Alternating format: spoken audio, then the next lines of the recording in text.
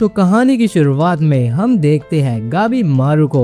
गाबी मारू एक निंजा है जिसने कि अपने मिशंस के दौरान काफी सारे लोगों की जान ली है। इसी वजह से गाबी मारू को आज एग्जीक्यूट करा जा रहा है, क्योंकि गाबी मारू एक निंजा है और इसने बचपन से निंजा ट्रेनिंग करी है। तो इसके एग्जीक्यूशन के लिए भी लोगों को एक सामुराई बुलाना पड़ता है ताकि वो एक ही वार में गाबी मारू का सर उसके धड़ से अलग कर दे। सामुराई अपनी पूरी ताकत लगाकर गाबी मारू की गर्दन पर अटैक करता है, लेकिन उसके मल्टीपल अटैक्स के बाद भी गाबी मारू को कुछ नहीं होता और वो जिंदा बच जाता है। बचपन की वो इंटेंस ट्रेनिंग इसकी वजह से गाबी मारू की जो गर्दन है वो स्टील से भी ज्यादा मजबूत हो चुकी है। तो क्योंकि अब गाबी मारू को एग्जीक्यूट नहीं करा जा सकता, सामुराई के फेल होने के बाद गाबी मारू को वापस से जेल में बंद कर देते हैं। अब गाबी मारू के पास एक इंसान आता है जो कि उससे उसकी बचपन से अभी तक की सारी स्टोरी सुन रहा होता है और ये इसे डॉक्यूमेंट करेगा। गाबी मारू से बताता है कि उसका बचपन इवागु के नाम के एक विलेज में बीता है। यहाँ पर उसने बचपन से ही निंजा ट्रेनिंग करी है, जिसकी वजह से इसका शरीर इतना मजबूत हो चुका है कि तलवार तक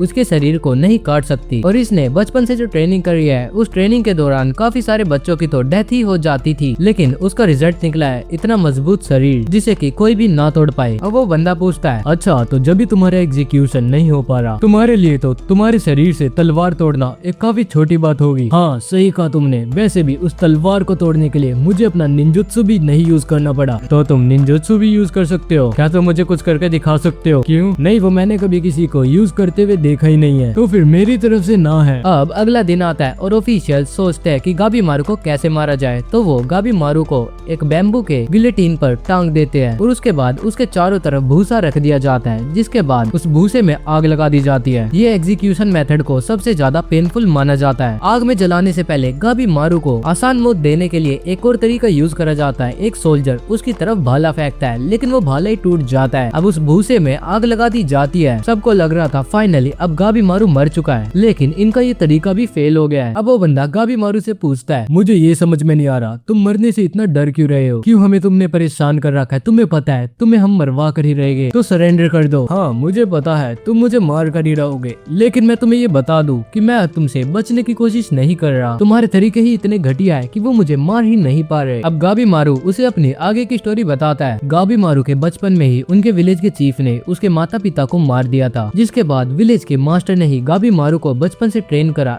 एक वॉर मशीन बनाने के लिए। गाबी मारू ने आज तक जितनी भी जाने लिए है उन्हें लेने में गाबी मारू को बिल्कुल भी हिचकिचाहट नहीं हुई। उसने ना जाने कितने लोगों को मारा है बिना किसी सेकंड थॉट के। गाबी मारू अपनी जिंदगी से बोर हो चुका था, तो वो कुछ नया करने के लिए विलेज को छोड़कर वहाँ से जाने लग जाता है, जो कि विलेज के रूल्स के खिलाफ था। तो गाबी मारू को पूरा का पूरा इवागु कारे विलेज पकड़ने में लग जाता है। अब अगला दिन होता है और गाबी मारू पर एक और तरीका ट्राई करा जाता है। गाबी मारू के पैरों को दो भैंसों के साथ बांध दिया जाता है। अब जब ये भैंसे वहाँ से दूर की तरफ भागेंगे तो वो गाबी मारू को बीच में से फाड़ देंगे और ये बुल्स गाबी मारू पर 950 किलो का वजन लगाएंगे, जिससे कि बचना नामुमकिन है। तो अब बुल्स को भगाया जाता है, लेकिन गाबी मारू अपने एक पैर को हिलाते उन बुल्स को बेहोश कर देता है। अब वहाँ का चीफ ऑर्डर करता है कि और बुल्स को लाया जाए, आज ये गाबी मारू को मार कर ही रहेंगे। वो बंदा वापस से गाबी मारू के पास आता है और वो गाबी मारू से पूछता है, हाँ तो गाबी मारू तुम मुझे अब बता सकते हो तुम विलेज से क्यों भाग गए थे? मुझे आज तक खुद ही पता नहीं चला कि मैं उस विलेज से क्यों भागा था। मेरे पास वहाँ पर सब कुछ था, मैं उस विलेज का बेस्ट निंजा था और इसी के साथ साथ चीफ की डॉटर के साथ मेरी शादी भी हो रखी थी। हाँ वैसे वो काफी इडियट थी, लेकिन जैसी भी थी वो मेरी वाइफ थी, बिल्कुल किसी बच्चे जैसी। जब भी मैं अपने घर पर जूते पहन के जाया करता था तो मुझे बोलती थी, आप अपने जूते बाहर निकाल के आया करो, घर में पूजा हो रही है, और एक आधी बार पूजा में भी बैठ जाया करो। वो मुझे तरह तरह की तमीजें सिखाया करती थी, जैसे कि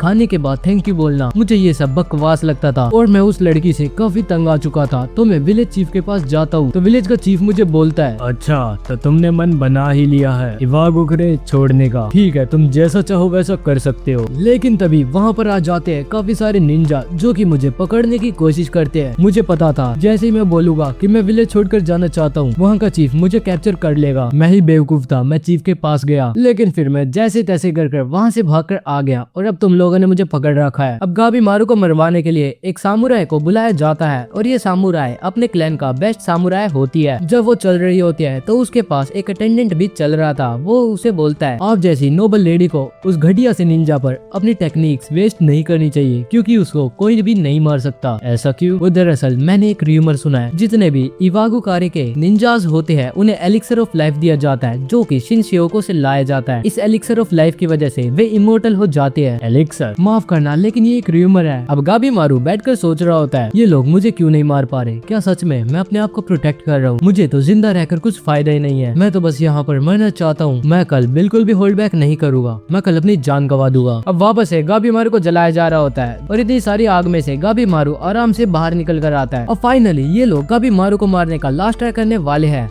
ये लोग गाबी मारू को एक जगह पर लेकर जाते हैं जहाँ पर वही सामुराई बैठी होती है। गाबी मारू का एग्जीक्यूशनर उसे बताता है, देखो ये तुम्हारी मौत है, तुम्हें पता है ये कौन है? कौन? ये है यामाडा असाइमोन सागिरी, यामाडा क्लैन की one of the greatest samurai. तुम असाइमोन हो, एक लड़की होकर। हाँ, एक लड़की असाइमोन। ये तो एक काफी हाई रैंकर क्लास होती है जिसे कि लोग काफी सालों की ट्रेनिंग के बाद ही अचीव कर पाते हैं। तुम सच में काफी पावरफुल होगी। अब वो लड़की उसे बोलती है, गाबी मारू मुझे पता है तुम मरना चाहते हो और ये लोग यही चाहते हैं कि मैं तुम्हें मार दूं, लेकिन मैं तुम्हें एक चॉइस देना चाहती हूँ। और उसकी ऐसी बात सुनकर गाबी मारू को लगता है सच में उसने इसका गला काट दिया है। और गाबी मारू को समझ में आ जाता है ये जो लेडी इसके आगे खड़ी है ये पक्का गाबी मारू की जान ले सकती है, लेकिन वो फिर भी आगिरी की बात सुनना चाहता है, तो वो इसलिए जल्दी से अपने रिस्ट्रेंट्स को तोड़ देता है। जिसके बाद साइगिरी उसके पीछे आकर उस पर अटैक करती है, लेकिन गाबी मारू उसे डॉज कर लेता है। तो साइगिरी गाबी मारू को बोलती है, अगर तुम्हें मरना ही है तो तुम यहाँ से क्यों भाग रहे हो? और पहली बार इतने दिनों के बाद गाबी मारू की गर्दन पर एक छोटी सी स्क्रैच आई थी। अब साइगिरी गाबी मारू पर वापस से हमले करने लग जाती है और गाबी मारू उसके हमलों को डॉज कर रहा था। अब साइगिरी गाबी मारू को बोलते हैं, मैंने तुम्हारी स्टोरी के बारे में पढ़ा था, मुझे ये तो पता है तुम्हारी लाइफ से कोई अटैचमेंट नहीं है, लेकिन तुम अपनी वाइफ से बहुत ज्यादा प्यार करते हो, इसलिए तुम अपनी जान नहीं गवा पा रहे। अगर तुम चाहो तो मैं तुम्हें मार सकती हूँ। और अब गाबी मारू को अपनी यादें याद आने लग जाती है जब उसकी वाइफ उसे डांटा करती थी, तो गाबी मारू को भी उसकी डांट सुनकर मजा आता था। अब गाबी मारू सोच लेता है कि वो अपनी जान बचाएगा, तो वो साथ में खड़े एक गार्ड की तलवार लेकर साइगिरी पर हमला कर देता है और अब इन दोनों में लड़ाई स्टार्ट हो जाती है। गाबी मारू को अपनी पुरानी यादें याद आने लग जाती है। गाबी मारू को सारे गाबी मारू दा होलो बुलाते थे। सभी को लगता था कि गाबी मारू के अंदर कोई भी इमोशन नहीं है और ये नॉर्मल इंसान तो बिल्कुल नहीं है, लेकिन इसकी वाइफ को यकीन था कि गाबी मारू भी चेंज हो सकता है। गाबी मारू को उसका फेस भी याद आने लग जाता है जिसके ऊपर एक स्कार था जो कि इसके फादर ने इसकी वाइफ पर बचपन पे ही कर दिया था। अब धीरे धीरे करके गाबी मारू को अपनी वाइफ के साथ बिताए सारे पल याद आने लग जाते हैं और अपनी इन यादों को बचाने के लिए वो साइगिरी से काफी ताकत के साथ लड़ रहा होता है। अब गाबी मारू को याद आता है कि वो उस दिन विलेज चीफ के साथ क्या करने गया था। दरअसल गाबी मारू उस चीफ को बोलने गया था कि आज से वो चीफ के लिए काम नहीं करने वाला और वो अपनी वाइफ के लिए एक ऑर्डिनरी लाइफ जिएगा। जिसके बाद चीफ ने उसे पकड़ लिया था और इसके बाद अपने हिप्नोसिस से गाबी मारू की मेमोरीज को ऑल्टर भी कर दिया था। इसलिए गाबी मारू अभी तक अपनी जान बचाने के लिए सबकॉन्शियसली अपनी रक्षा कर रहा था। अब वो साइगिरी पर अटैक कर रहा होता है, लेकिन साइगिरी अपने पास से एक स्क्रॉल को निकालती है। वो उस स्क्रॉल को दिखाते हुए गाबी मारू को बोलती है कि देखो गाबी मारू, ये एक स्क्रॉल है जिसे कि शोगुन विलेज ने रिलीज करा है। अगर तुम उनके लिए एलिक्सर ऑफ लाइफ उस आइलैंड से ढूंढ कर लाओगे तो तुम्हें शोगुन की प्रोटेक्शन दी जाएगी और बस एक छोटा सा टास्क देने के बाद तुम शोगुन में अपनी बची हुई लाइफ अपनी वाइफ के साथ आराम से बिता सकते हो और इसी के साथ साथ तुम्हारे ऊपर से सारे क्रिमिनल चार्जेस को भी हटा दिया जाएगा। अब वो गाबी मारू को शिनशियोकू नाम के उस आइलैंड के बारे में बताती है। वो बोलते हैं, गाबी मारू तो तुम्हारा मिशन है शिनशियोकू आइलैंड पर जाकर वहाँ पर एलिक्सर ऑफ लाइफ को ढूंढना।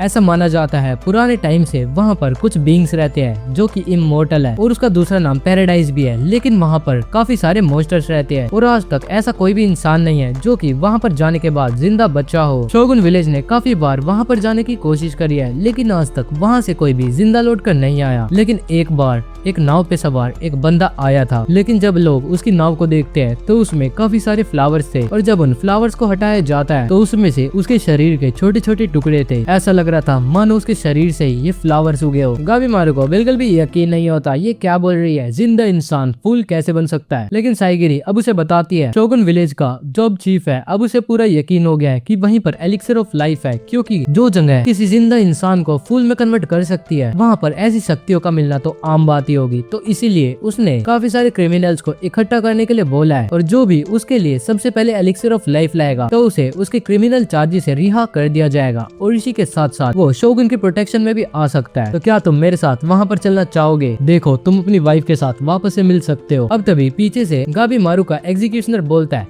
ए लड़की, ये क्या बोल रही हो तुम? तुम्हें यहाँ पर इसे मारने के लिए लाया है, ना कि इसे रिक्रूट करने के लिए। अगर तुम ये काम नहीं कर सकती तो हम पर छोड़ दो, हम गाबी मारू द होलो को मार देंगे। अब गाबी मारू वहाँ पर निंजुत्सु का यूज करता है, जिसकी वजह से वो वहाँ के सारे लोगों को मार देता है। और अब वो साइगिरी के साथ एलिक्सर ऑफ लाइफ को खोजने निकल पड़ता है। लेकिन इससे पहले गाबी मारू और बाकी सारे क्रिमिनल्स को वापस से उस विलेज में बुलाया जाता है, जहाँ पर ये सारे लोग बंधे हुए बैठे होते हैं। और एक बंदा आकर अनाउंसमेंट करता है, अब सभी लोगों का शुक्रिया, ये जो आदमी आपके आगे बैठा हुआ है ये है टोकुगावा नारियोशी। नॉर्मली तुम जैसे लोगों को योर मैजेस्टी की प्रेजेंस में बैठने का भी मौका नहीं मिलेगा। लेकिन इससे पहले वो आगे कुछ बोल पाता, सारे क्रिमिनल्स गुस्सा करने लग जाते हैं। वे बोलते हैं, क्या तुमने हमें यहाँ पर हमारी बेइज्जती करने के लिए बुलाया था? और तभी दो सामुराई एक दूसरे के साथ बात करते हैं कि इतने सारे क्रिमिनल्स को एक ही जगह पर बुलाना ठीक डिसीजन था। अरे ये चीज मुझसे क्यों पूछ रहे हो, ये तो शोगुन से पूछो ना। और इस तरफ सागिरी एक बुक को खोलकर सारे क्रिमिनल्स की हिस्ट्री पढ़ना स्टार्ट कर देती है। गाबी मारू भी बोलता है, अरे यार मुझे इस कपड़े से सांस लेने में दिक्कत हो रही है। सागिरी एक बार ये कपड़ा हटाना, मुझे टोकुगावा से मिलना है। चुपचाप बैठे रहो वरना तुम्हारी जान भी जा सकती है। अब वो सामुराई आगे बात करना स्टार्ट करता है, तो हाँ देखो ये है तुम्हारे सीक्रेट ऑर्डर, तुम सारे शिनशियोगु में जाओगे और वहाँ पे तुम ढूंढोगे एलिक्सर ऑफ लाइफ, एक ऐसा मैजिकल लिक्विड जिसे कि पीने के बाद बंदा इमोर्टल हो जाए। जो भी इस टास्क को कंप्लीट करेगा उसे ऑफिशियल्स की तरफ से सारे क्राइम से रिहा कर दिया जाएगा। सारे लोग ये बात सुनकर काफी ज्यादा खुश हो जाते हैं। लेकिन सागिरी एक बंदे को देखती है जिसका कि नाम था अडाची माटागोरो। ये बात सुनने के बाद अडाची बोलता है, अगर मुझे ये पार्डन मिल गई तो फिर मैं इसके बाद वापस से और लोगों को मार सकता हूँ। और ये एक सीरियल किलर है जो कि लोगों को अपने मजे के लिए मारता है। अब तभी गाबी मारू से भी एक कुनोइची बोलती है, क्या तुम गाबी मारू दा होलो हो? दिखने में तो तुम इतने स्ट्रॉन्ग नहीं लगते, क्या वाकई में पूरा का पूरा विलेज तुम्हारे पीछे पड़ा हुआ है? मुझे तो तुम्हारी शरीर देखकर इस बात का यकीन ही नहीं होता। अब वो अनाउंसर आगे अनाउंसमेंट करता है, हाँ तो सुनो, जिस आइलैंड पर तुम जाने वाले हो उसे पैराडाइज के नाम से जाना जाता है। और इसके बाद वो सभी लोगों के मास्क उतरवा कर उनके आगे पेश कर देता है उसी इंसान को जो कि उस आइलैंड से जिंदा बचकर आया था। ऐसा लग रहा था मानो उसके पूरे शरीर से फूल उग रहे हो। अब अनाउंसर अनाउंस करता है, देखो यही एक सार्जेंट है जो कि हमारे पिछले एक्सपीडिशन से जिंदा बचकर आया था, इसका हाल देख लो। और ये तो सिर्फ अकेला ही वापस आ पाया था, इसके साथ 60 और लोग थे जो कि कभी वापस आ ही नहीं पाए। हमें कोई भी आइडिया नहीं है कि उस आइलैंड पर ऐसी क्या शक्तियां है जो कि लोगों का इतना बुरा हाल कर देती है। तभी एक क्रिमिनल बोलता है, मुझे तो किसी ने बताया ही नहीं था कि ये आइलैंड इतना डेंजरस होने वाला है। तुम्हें इन चीजों से दिक्कत ही क्या है? वैसे भी तुम डेथ रो क्रिमिनल हो, आज या कल तुम्हें तो मरना ही है। उसकी बात सुनकर सारे क्रिमिनल्स गुस्सा हो जाते हैं। तभी वो रोते हुए बोलता है, लग रहा है तुम समझे नहीं, तुम सारे क्रिमिनल्स हो क्रिमिनल, तुम्हें आखिरी बार स्वर्ग में जाने का मौका मिल रहा है, एक पैराडाइज आइलैंड, तुम खुश क्यों नहीं हो? तभी उनमें से एक क्रिमिनल बोलती है, अगर ऐसी ही बात है तो तुम इस बात से श्योर हो कि एलिक्सर ऑफ लाइफ वहीं पर है? देखो इस बात का तो हमें भी कुछ नहीं पता, लेकिन यही बात का पता करने तो तुम वहाँ पर जा रहे हो। और हाँ, वहाँ पर जाना वॉलेंट्री है, अगर तुम चाहो तो यहाँ से वापस जा सकते हो। तभी एक क्रिमिनल उठकर वहाँ से जाने लगता है। चलते चलते पीछे से एक सामुराई आकर उसका काम तमाम कर देता है। अब वो अनाउंसर आगे बोलता है, देखा यही होगा ऐसे लोगों के साथ जो वहाँ पर जाना नहीं चाहते। या तो तुम उस आइलैंड पर जाकर सरवाइव करने की कोशिश करो, वरना यहाँ पर तुम्हें तुम्हारे मॉनिटर्स मार देंगे। अब सभी क्रिमिनल्स की गर्दन पर एक एक सामुराई तलवार रख देता है और ये सामुराई यामाडा क्लैन से बिलोंग करते हैं। और हर एक सामुराई उस क्रिमिनल से भी ज्यादा पावरफुल है जो कि उस आइलैंड पर इनके साथ जाएगा। अब वो टोकुगावा उस अनाउंसर को अपने पास बुलाता है और उसके कान में कुछ कहता है, जिसके बाद वो वहाँ पर आकर बोलता है, देखो हमारे पास इतने सारे जहाज नहीं है कि हम सारे क्रिमिनल्स को उस आइलैंड पर भेज सके, तो हमें तुम्हारे नंबर कम करने होंगे। उन लोगों को कुछ भी समझ में नहीं आता। तभी पीछे से एक बंदा बोलता है, अबे बेवकूफो, लग रहा है तुम्हें समझ में नहीं आया, ये चाहते हैं कि हम एक दूसरे के साथ लड़ाई करें, है ना? और ऐसा बोलते बोलते वो एक क्रिमिनल को तो मार भी देता है। तभी दूसरा क्रिमिनल उसे बोलता है, अबे ओए ये तूने क्या कर दिया, अब तो तू भी गया। तभी वो बंदा बोलता है, देखो आगे उनका कोई भी रिएक्शन नहीं आया, इसका मतलब ये यही चाहते हैं, तो चलो स्टार्ट करो। ऐसा बोलकर वो उस बंदे पर एक पत्थर फेंकता है और फिर धीरे धीरे कर सारे क्रिमिनल्स के बीच लड़ाई होनी स्टार्ट हो जाती है। लेकिन गाबी मारू अपनी जगह से हिलता ही नहीं। सभी लोग एक दूसरे से हाथ बंधे बंधे ही लड़ रहे थे और वो टोकुगावा अपनी सीट पर बैठा हुआ इस लड़ाई के मजे ले रहा था। तभी टोकुगावा एक दूसरे बंदे से पूछता है, तो चलो एक चीज बताओ, इनमें से किस किस क्रिमिनल के सर पर रेड सील है? तो गाइस दरअसल रेड सील का मतलब होता है कि वो क्रिमिनल काफी ज्यादा डेंजरस है और उनके पास है कुछ सुपर पावर। अब वो अटेंडेंट बताता है, देखो ये जो सामने बंदा लड़ रहा है ये एक बैंडिट ग्रुप का लीडर है। डिस्पाइट ये काफी छोटा है, इसके बाद भी ये पूरे बैंडिट ग्रुप का लीडर था।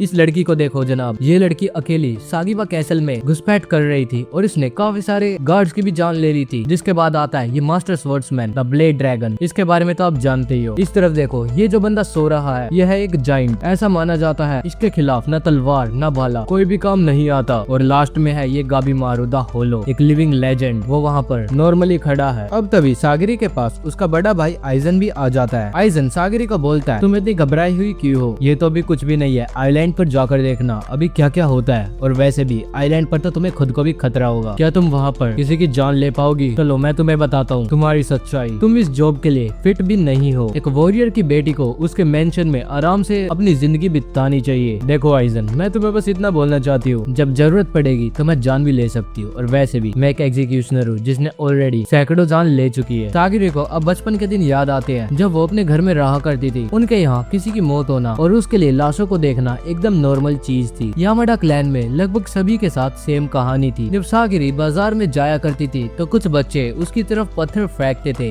वे कहते थे तुम एक डीमन हो, लोगों की जान से खेलने वाली। सागिरी काफी ज्यादा रोया भी करती थी। लेकिन जब से उसने तलवारों को अपने हाथ में उठाया तब से उसे रिस्पेक्ट मिली और इसी के साथ साथ उसे अपना ट्रू सेल्फ दिखा। तो वो तलवार को तो कभी भी नहीं छोड़ेगी। अब तभी एक क्रिमिनल सागिरी की तरफ भागते हुए आता है। वो ये सोच रहा था कि वो सागिरी की स्वॉर्ड उससे छीनकर सारे सामुराइज को अकेले मार देगा। उसी के साथ साथ दो जने और भी आ रहे थे। अब सागिरी एक एक स्ट्राइक में उन तीनों का गला उनके शरीर से अलग कर देती है। लेकिन अभी भी सागिरी को डर लग रहा था। तभी गाबीमारू बोलता है, बस बहुत हुआ, लोगों को मारना कोई सोल्यूशन नहीं है। इससे बढ़िया है हम चूज करें कि कौन उस आइलैंड पर जाने के लायक है कौन नहीं। अबे ये तुम मैजेस्टी से कैसे बात कर रहे हो? देखो मानो हम सब क्रिमिनल्स हैं, लेकिन यहाँ पर कितने ही लोगों ने जान लिया है क्योंकि उन्हें ऐसे ऑर्डर करे गए थे उनके लॉर्ड के द्वारा। तो तुम हमारे साथ ऐसा नहीं कर सकते। अबे तेरी हिम्मत कैसे हुई महाराज से ऐसे बात करने की? बात क्या, मैं तो बस सजेशन दे रहा हूँ, लोगों को मारना नॉर्मल नहीं होता। अबे अगर तेरे को इतनी ही दिक्कत है तो तुम अपनी पार्डन ले लो और अपना गला खुद ही कटवा लो। लग रहा है तुमने सुना नहीं। अबे हाँ तू, मैं तुझे एक्सपीडिशन पर भेज दूंगा अगर तूने इस इंसान को मार दिया तो। बस ऐसा सुनने की देरी थी। उस इंसान ने अपने हाथ में पत्थर उठाया। गाबीमारू उसे रोकने की कोशिश कर रहा था। वो चाहता था कि वो इसे ना मारे, लेकिन तभी उसने पत्थर गाबीमारू की तरफ फेंका और गाबीमारू को मजबूरन उसे डॉज करना पड़ा। गाबीमारू से फिर भी समझाना चाहता था लेकिन उसने गाबीमारू की बात नहीं मानी। और गाबीमारू अब उसे बोलता है, अगर तुम ट्राई करोगे मुझे मारने का तो मैं तुम्हारी जान ले लूंगा। और अब तुमने क्योंकि मुझे कोई चॉइस नहीं दिया तो अब तुम सारे मरने वाले हो। और गाबीमारू अपने हाथों से उसका गला काट देता है,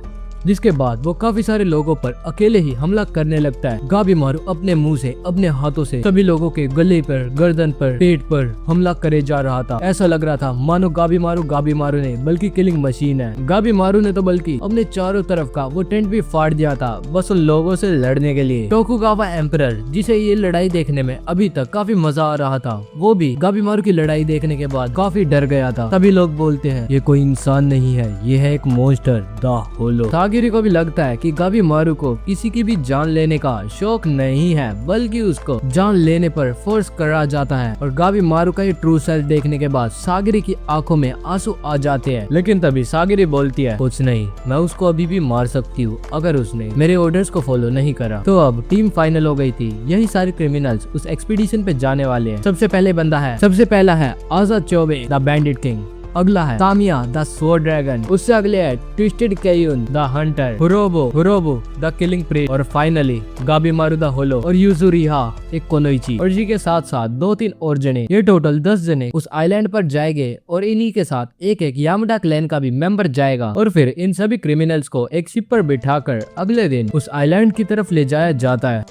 तो आइलैंड पर उतरने के बाद गाबीमारू सागिरी को बताता है, हमारा जो विलेज का चीफ था उसने हमारे सामने एक दिन एक करतब करके दिखाया था। उसने अपने सारे निंजास को बोल दिया था कि मेरे ऊपर अपने सबसे पावरफुल वेपन और अटैक से अटैक करो। जब उस पर काफी सारे निंजास ने अटैक करा था तो उसने किसी के भी अटैक को ब्लॉक नहीं करा, बल्कि उसने हेड ऑन उसे फेस करा। ऐसे अटैक लगने के बाद भी, जिनके की पड़ने के बाद इंसान मर जाए, हमारा विलेज का चीफ शांति से खड़ा रहा और हंसता रहा। चीफ ने हमें बताया था कि उसने एक ऐसी मेडिसिन पी रखी थी जिसके की बाद अब हमारा विलेज का चीफ इमोर्टल हो चुका है। और हाँ, वो ड्रिंक है एलिक्सर ऑफ लाइफ, लेकिन हमें ये नहीं पता कि वो एलिक्सर ऑफ लाइफ इस आइलैंड पर है या फिर नहीं। अब सागिरी और गाबीमारू उस आइलैंड पर अंदर जाने लग जाती है। जब ये दोनों चल रहे थे तो सागिरी देखती है आसपास इतने ब्यूटीफुल फ्लावर्स है और उन्हें देखकर वो बोलती है, इतनी खूबसूरत फ्लावर्स, मुझे तो लग रहा है एलिक्सर ऑफ लाइफ यहीं पर मिलेगा। अगर वो यहाँ पर नहीं मिला तो इसका मतलब वो एग्जिस्ट ही नहीं करता। देखो आसपास कितने ब्यूटीफुल सीनरी है। तभी गाबीमारू बोलता है, तुम इसे ब्यूटीफुल कहते हो, ध्यान से देखो, यहाँ पर जितने भी फ्लावर्स उगे हुए हैं ये अननेचुरल है। ये फ्लावर्स इस हैबिटेट में तो उग ही नहीं सकते। और इसके बाद वो इंसान भूल गई उसके साथ क्या हुआ था। तभी गाबीमारू अपने जो हाथ बंधे हुए होते हैं उन्हें खोलने लग जाता है और सागिरी उसे वार्न करती है, तुम्हें तुम्हारे हाथ खोलने की इजाजत नहीं है। शोगुन ने हमें स्पेसिफिकली बोला था कि तुम्हारे तो बिल्कुल भी नहीं खोलने चाहिए। ये क्या कह रही हो? तुम चाहती हो मैं इन सारे मॉन्स्टर से फाइट करूं जो आगे आने वाले हैं,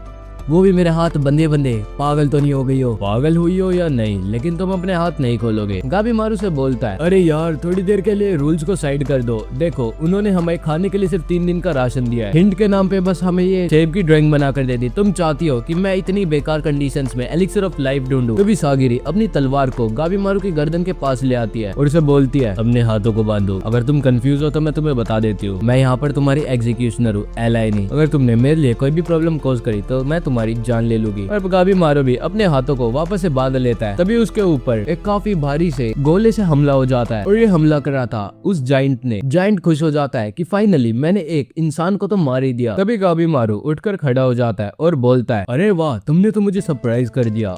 अगर मैं टाइम पर अपनी नेक को डिसलोकेट नहीं करता तो तुम तो मेरी जान ही ले लेते। इस जाइंट का नाम है ट्विस्टेड केयून और क्रिमिनल बनने से पहले ये एक मोंक था जो कि अपनी ट्रेनिंग के दौरान वेपन्स के साथ प्यार में पड़ गया था और इसकी हॉबी है काफी सारे वेपन्स को इकट्ठा करना। इसने आज तक लगभग 100 से भी ज्यादा वेपन्स को इकट्ठा कर रखा है और वो भी उन वेपन के बिल्डर्स की जान लेने के बाद। तभी गाबीमारू बोलता है, ओ सागिरी, एक बार उस तरफ देखो, इसके तो हाथ बंधे ही नहीं हुए। तभी सागिरी उसके एग्जीक्यूशनर को बोलते हैं, किसी दोनों, तुम्हें नहीं लगता तुम्हें इसके हाथ बांध कर रखने चाहिए? माना हमें रूल्स को फॉलो करना है, लेकिन हम ऐसा भी तो कर सकते हैं, वापस जाते जाते इनके हाथ बांध देंगे। वैसे भी इस जंगल में सर्वाइव करने के लिए इनके हाथ तो खुले रहने चाहिए, ये तो कॉमन सेंस है ना। तभी गाबीमारू बोलता है, देखा, काश मेरा एग्जीक्यूशनर वो सामने वाला होता। सागिरी तो बेवकूफ है, बेवकूफ। तभी ये जाइंट बोलता है, ओए गाबीमारू, तुम्हारी हिम्मत कैसे हुई मेरे को इग्नोर करने की? अब चलो, मैं तुम्हारे ऊपर अपने सारे वेपन से टेस्ट करूंगा, और वैसे भी तुम तो पावरफुल हो ना, गाबीमारू दा होलो। तभी गाबीमारू बोलता है, अबे ओए, तू पागल है क्या? अगर मैं और तू यहाँ पर लड़ने लग गए तो बाकी लोगों को एडवांटेज मिल जाएगी और हो सकता है उनमें से किसी को एलिक्सर ऑफ लाइफ हमारे से पहले मिल जाए। तभी वो जाइंट बोलता है, तुम्हें क्या लगता है मुझे ये चीजें पता नहीं है,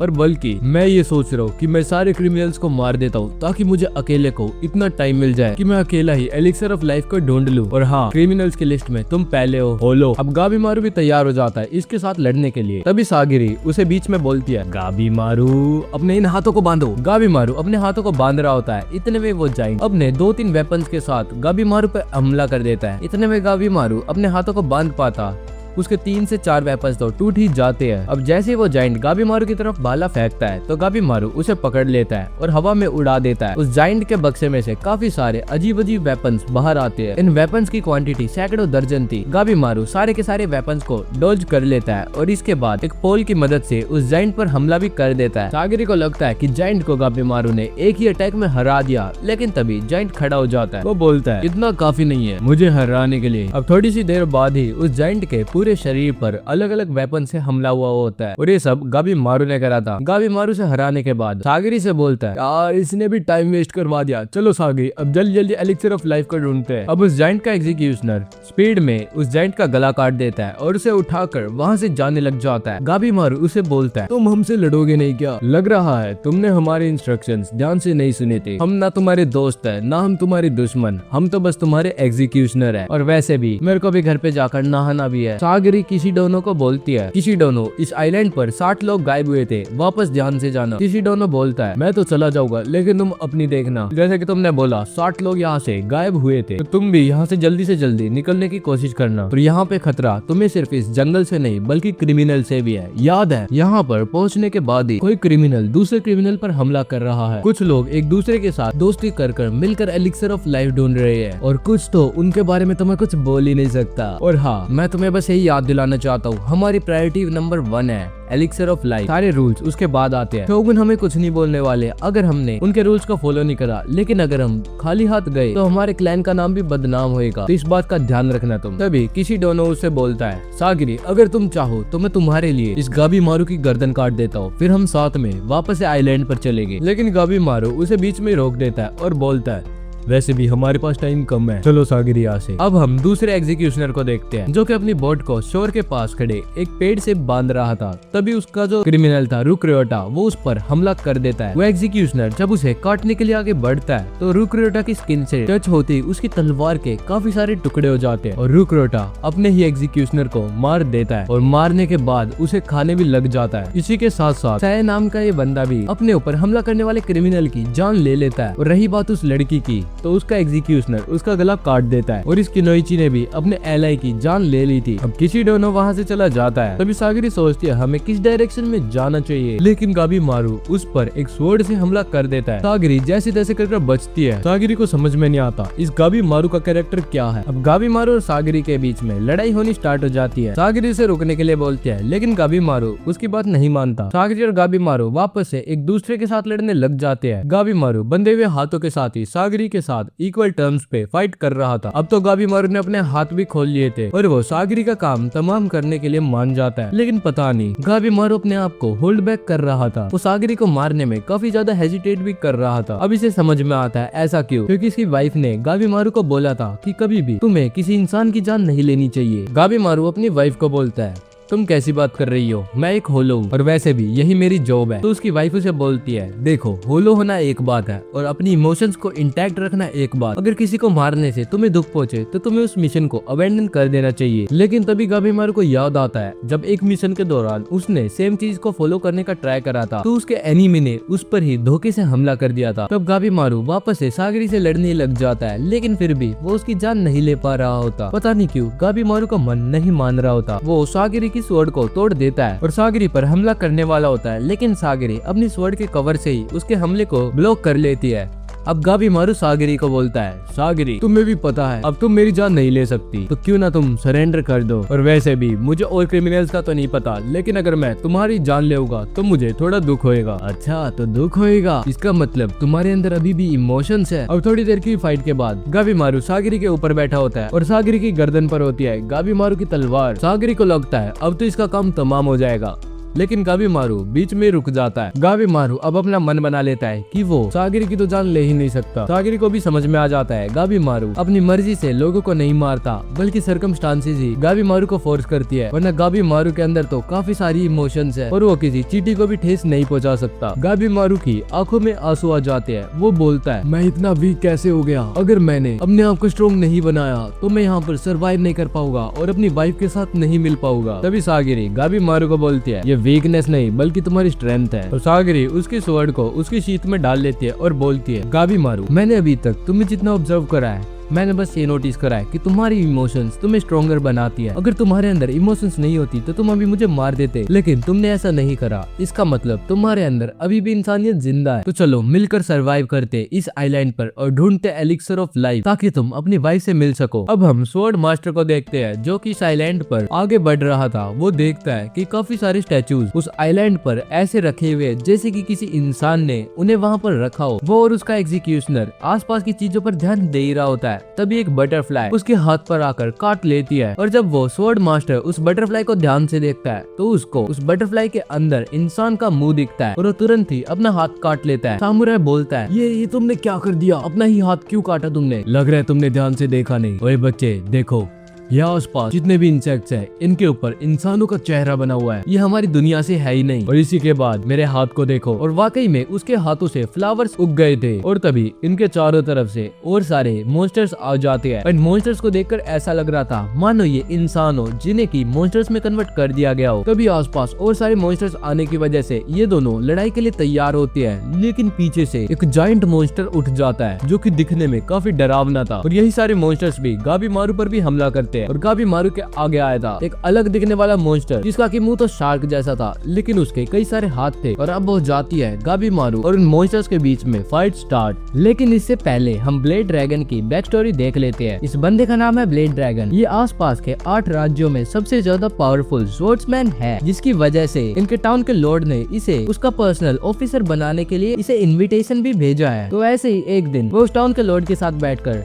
साके पी रहा था। तब वो लॉर्ड बोलता है, ब्लेड ड्रैगन, तुम्हारा नाम ही बस ब्लेड ड्रैगन है, क्या तुम सच में किसी ड्रैगन को मार सकते हो? तो इस बात का प्रूफ देने के लिए जो ब्लेड ड्रैगन है वो उसके यहाँ का दरवाजा काट देता है, क्योंकि इसके दरवाजे पे बना था एक ड्रैगन। और वहाँ के लॉर्ड को लगा कि इस ब्लेड ड्रैगन के अंदर तो सच में काफी ज्यादा गुस्सा है और अगर ये चाहे तो इसके साथ इसके सारे गार्ड्स को भी मार देगा। तो इसी वजह से इसने यामाडा क्लैन के एक बंदे को बुलाया और इसे अरेस्ट करवा दिया। जब ब्लेड ड्रैगन अपनी स्टोरी अपने एग्जीक्यूशनर को बता रहा होता है तब उसका एग्जीक्यूशनर भी बोलता है, तुम्हारे जुर्म तुम्हें मारने लायक तो नहीं था ना, लग रहा है तुम्हारा लॉर्ड बेवकूफ है। बेवकूफ हो या नहीं, लेकिन उसकी वजह से पूरा का पूरा क्लैन मेरे पीछे पड़ चुका है, जस्ट बिकॉज मैं उनसे थोड़ा अलग और स्ट्रॉन्ग हूँ और हाँ मेरा पारा भी हमेशा हाई रहता है। तभी इसका एग्जीक्यूशनर जिसका के नाम असाउची था वो भी उसे बताता है, हाँ मेरे साथ भी सेम टू सेम कहानी है, मैं भी अपने क्लैन में सबसे अलग हूँ जहाँ पर पूरा दिन लोग स्वॉर्ड ट्रेनिंग करते रहते हैं। मैं वहाँ पर लाशों के साथ एक्सपेरिमेंट्स करा करता था जिसकी वजह से मुझे ह्यूमन बॉडी के अनगिनत सीक्रेट्स पता है, तो इसलिए मेरे आगे भागने की कोशिश तो मत करना। हाँ हाँ ठीक है। और इसके बाद ब्लेड ड्रैगन और असाउची जंगल के अंदर जाने लग जाते हैं। जब ये जंगल के अंदर जा रहे थे तो असाउची ब्लेड ड्रैगन से पूछता है, हाँ तो तुम्हारी क्या स्ट्रेटेजी रहने वाली है? सबसे पहले तो मैं अपने सारे कंपटीशन को खत्म कर दूंगा, लेकिन इसमें हमारा टाइम वेस्ट नहीं होगा क्या? होने दो, टाइम वेस्ट हो रहा है तो वैसे भी मैं यहाँ पर आया हूँ ताकि मैं हम तलवार की ताकत दिखा सकूँ सबको। और हाँ मेरे को प्रैक्टिस करने के लिए भी तगड़े तगड़े अपोनेंट मिले हुए हैं। अब वापस से हम गाबी मारू की फाइट में आते हैं जहाँ पर उस शार्क मॉन्स्टर ने गाबी मारू के ऊपर अपने 6 के 6 हाथों से हमला कर रहा था, लेकिन गाबी मारू फिर भी आगे बढ़कर उसका सर फाड़ देता है। लेकिन पता नहीं उस शार्क मॉन्स्टर को इतना कम डैमेज क्यों पड़ा था और वो गाबी मारू को जमीन में फेंक देता है। कागिरी गाबी मारू की हेल्प करने आती है, लेकिन गाबी मारू से बोलता है, ओए तुम पीछे रहो। तभी गाबी मारू को अपने मास्टर की बात याद आती है। रूल नंबर 5, अगर तुम्हें कोई भी अजीब सा अपोनेंट मिल जाए जिसके बारे में तुम्हें कुछ नहीं पता तो वहाँ से भाग जाओ। तो गाबी मारू सोच रहा होता है, यहाँ से मैं अकेला भागू या इसे भी लेके भागू। तभी वो शार्क मॉन्स्टर अपनी पूंछों से गाबी मारू को पकड़ लेता है और जमीन पर पटक देता है और गाबी मारू को इसी वजह से उसके हाथ में चोट भी लग जाती है। अभी दोनों प्लान बना लेते हैं कि यहाँ से भाग जाएंगे, लेकिन तभी ये देखते हैं इनके चारों तरफ काफी सारे मॉन्स्टर्स आ चुके हैं। अब गाबी मारू समझ जाता है कि ये यहाँ से भाग नहीं सकता, तो वो निंजुत्सु यूज करने के लिए रेडी हो जाता है और फिर एक निंजुत्सु का यूज कर इस रेड मॉन्स्टर के गले पर आकर अपने फायर टेक्निक्स को यूज करता है, जिसके बाद एक गोब्लिन भी उसके ऊपर हमला करता है, लेकिन वो गोब्लिन का भी काम तमाम कर देता है। धीरे धीरे कर गाबी मारू सारे मॉन्स्टर से अकेले ही लड़ रहा था और वाकई में गाबी मारू इतने बड़े मॉन्स्टर से जीत भी रहा होता है। कागिरी का ध्यान भटक जाता है, वो सोच रही होती है क्या मैं पैराडाइज में हूँ या फिर जहन्नुम में। तभी उसको नीचे से कुछ सेंट्रीपीड्स पकड़ लेते हैं और एक मॉन्स्टर उस पर हमला करने वाला होता है। तभी गाबी मारू आता है और सागिरी को बचा लेता है और उस शार्क मॉन्स्टर को भी एक दूसरा यामाडा का एग्जीक्यूशनर मार देता है और ये एग्जीक्यूशनर होता है यूजुरिया का। अब यूजुरिया गाबी मारू को बोलती है, देखा हमने तुम्हारी हेल्प कर दी गाबी मारू द होलो। गाबी मारू भी उसे थैंक यू बोलता है और फिर पूछता है, तुम्हें हमारे से क्या काम है, हम तो राइवल्स है ना। यूजुरिया आगे आती है और बोलती है, देखो अभी अभी तो यहाँ से मॉन्स्टर्स गए हैं और वैसे भी तुम काफी स्ट्रॉन्ग हो गाबी मारू, तो मैं तुम्हारे साथ रहना चाहती हूँ, क्यों ना हम मिलकर एक साथ काम करें। और गाबी मारू उसे जमीन पर पिन डाउन कर देता है और बोलता है, देखो मुझे पता है तुम एक कुनोइची हो और हाँ ये कुनोइची की सेक्सी टेक्निक्स मेरे पर काम नहीं आएगी, तो तुम अपना काम बताओ, क्या काम है तुम्हें? हाँ मुझे पता था ये तुम्हारे पर बिल्कुल भी काम नहीं आएगी, लेकिन मैं फिर भी सीरियस हूँ, क्यों ना हम एक साथ मिलकर काम करें और वैसे भी 5 लोग 3 लोग से ज्यादा सेफ रहेंगे ना। तभी सागिरी से पूछती है, ये बताओ तुम्हारे पास 2 असाइमन क्यों है? तब वो दूसरा असाइमन बताता है, दरअसल मैं इसका असाइमन नहीं था, मैं तो बल्कि इसके साथ वाले टीम पार्टनर का असाइमन था, लेकिन जब मैंने देखा कि इसने कैसे चालबाजियां कर मेरे बंदे को मार दिया तो मैं समझ गया कि इस पर एक असाइमन का कुछ भी फायदा नहीं है, इसके पास तो 2 भी कमी रहेगी, तो इसलिए अब मैं इसके साथ साथ आइलैंड पर आगे बढ़ रहा हूँ। अबे ओए साफ बोलना, ये लड़की है इसलिए तू भी आगे आ रहा है इसके साथ साथ, साले परवर। अब सागिरी गाबी मारू को बोलती है, अगर तुम दोनों चाहो तो एक साथ मिलकर काम भी कर सकते हो, मुझे इस बात से कोई भी प्रॉब्लम नहीं है। और यूजुरिया गाबी मारू से गले लग जाती है और गाबी मारू उसे वापस से जमीन पर पिन कर देता है और गाबी मारू बोलता है, मैं कुनोइची पे ट्रस्ट नहीं कर सकता। तभी वो कुनोइची भी गाबी मारू को जमीन पर गिराकर बोलती है, ट्रस्ट की तो मैंने बोली नहीं, मैंने तो बस काम करने की बोली है। और वैसे भी अगर हमें एलिक्सर ऑफ लाइफ मिल भी गया तो हम दोनों में से किसी एक को ही पार्डन मिलेगी, तो उस टाइम पे हम फाइट कर मामला संभाल सकते हैं। और वो गाबी मारू के आगे हाथ फैलाकर भीख मांगने लग जाती है। हम गाबी मारू बोलता है, अच्छा अगर ऐसी ही बात है तो मुझे तुम्हारे साथ काम कर क्या मिलेगा। हाँ अब करी ना तुमने मुद्दे वाली बात, तो हमारे पास ये काफी सारी इन्फॉर्मेशन है। देखो सबसे पहले मैं तुम्हें एक छोटी सी चीज बता सकती हूँ ताकि तुम मेरे पर थोड़ा भरोसा कर सको। तो यहाँ के जो बग्स है वो हमारे लिए रियल थ्रेट है। वे ह्यूमन बेस्ड बटरफ्लाई है, लेकिन जब वो काट लेती है तो इंसान फूलों में कन्वर्ट हो जाता है। तुम्हें ये सारी चीजें कैसे पता? मैंने अपने उस बेवकूफ टीममेट को यूज करा जिसका की नाम मोरो था, और उसके ऊपर मैंने हर एक एक्सपेरिमेंट कर दिया था, जिसकी वजह से मेरे पास मोर देन इनफ इन्फॉर्मेशन है। और इसके बाद अब उसका एग्जीक्यूशनर बताता है, देखो यहाँ पर जितने भी स्टैचूज हमने देखे हैं वे ऐसे लग रहा है जैसे बुद्धा के स्टैचू। और इसी के साथ साथ एक और थ्योरी भी आती है जैसे कि बुद्धा और टाओ दोनों एक साथ ब्लेंड कर रखे हो, क्योंकि इन स्टैचूज ने गर्दन में जो मोतियों की माला पहन रखी है वो टाओइज्म में लोग पहनते हैं। अब वो कुनोइची बोलती है, हाँ तो क्या तुम्हारा मैं अपनी टीम में स्वागत कर लूं। गाबी मारू बोलता है, फिर भी तुम मेरी हेल्प से भी सरवाइव करना क्यों चाहोगी, और वैसे भी तुमने तो हमें इन्फॉर्मेशन दे दी ना। तो कुनोइची बताती है, देखो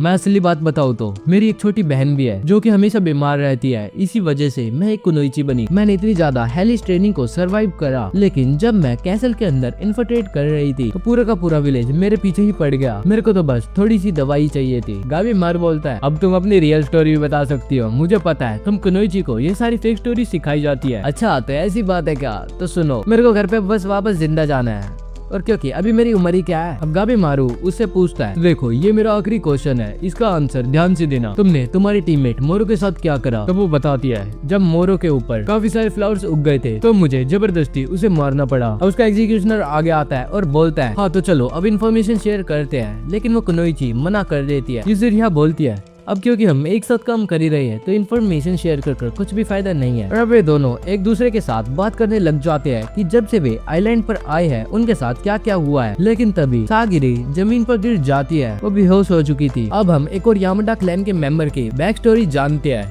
इसका नाम है टोमा। इसने 1 महीने के अंदर एक रैंक को अचीव कर लिया, जिसके के बाद इसे बोला था कि अब तुम अपना फाइनल टेस्ट दोगे एक एग्जीक्यूशन परफॉर्म करने के बाद। तो टोमा अपने इंस्ट्रक्टर को बोलता है, मेरे पास इस चीज के लिए एक रिक्वेस्ट है सर। और इसके बाद वो जेल में जाकर एक क्रिमिनल को चूज कर लेता है। दरअसल ये क्रिमिनल इसका खुद का अपना भाई था। टोमा एग्जीक्यूशनर भी इसलिए बना था ताकि वो अपने भाई को प्रोटेक्ट कर सके। इसी वजह से टोमा और उसका भाई इस आइलैंड पर आ चुके हैं ताकि इसे ये पार्डन दिलवा सके। यहाँ पर पहुँचने के बाद जब ये लोग मॉन्स्टर्स देखते हैं तो टोमा का भाई अकेले ही सारे मॉन्स्टर से लड़ने लग जाता है। टोमा का बचपन काफी ज्यादा दुख में बीता था। इसके फादर को एग्जीक्यूट करा जा चुका था। इसका भाई था जिसने की उसका हमेशा साथ दिया था। तभी एक दिन कुछ बैंडिट आकर इन पर हमला कर देते हैं, लेकिन सरप्राइजिंगली वो बैंडिट टोमा के भाई के साथ दोस्ती कर लेते हैं और ऐसे ही एक दिन ये लोग पकड़े जाते हैं। लेकिन टोमा का भाई अपने आप को सेक्रीफाइस कर टोमा को बचा लेता है ताकि वो इन फ्यूचर बड़ा हो उसे खुद को बचा सके। अब ये दोनों मिलकर साथ में लड़ रहे थे, तभी टोमा को एक मॉन्स्टर बालों के साथ पकड़ लेता है। लेकिन टोमा का भाई उसे वहीं पर छोड़कर आगे भागने लग जाता है। टोमा को लगता है कि उसका भाई उसे धोखा दे चुका है और मरने के लिए यहीं पर छोड़ जाएगा, लेकिन तभी उसका भाई आकर उसे प्रोटेक्ट कर लेता है। अब इनके चारों तरफ जो मॉन्स्टर्स खड़े थे वो ऐसा कुछ बोल रहे थे, किसी को जान से मारना एक पाप है, हर एक चीज जिंदा है, हर एक चीज में लाइफ है। लेकिन इनकी इन बातों को सुनकर टोमा के भाई को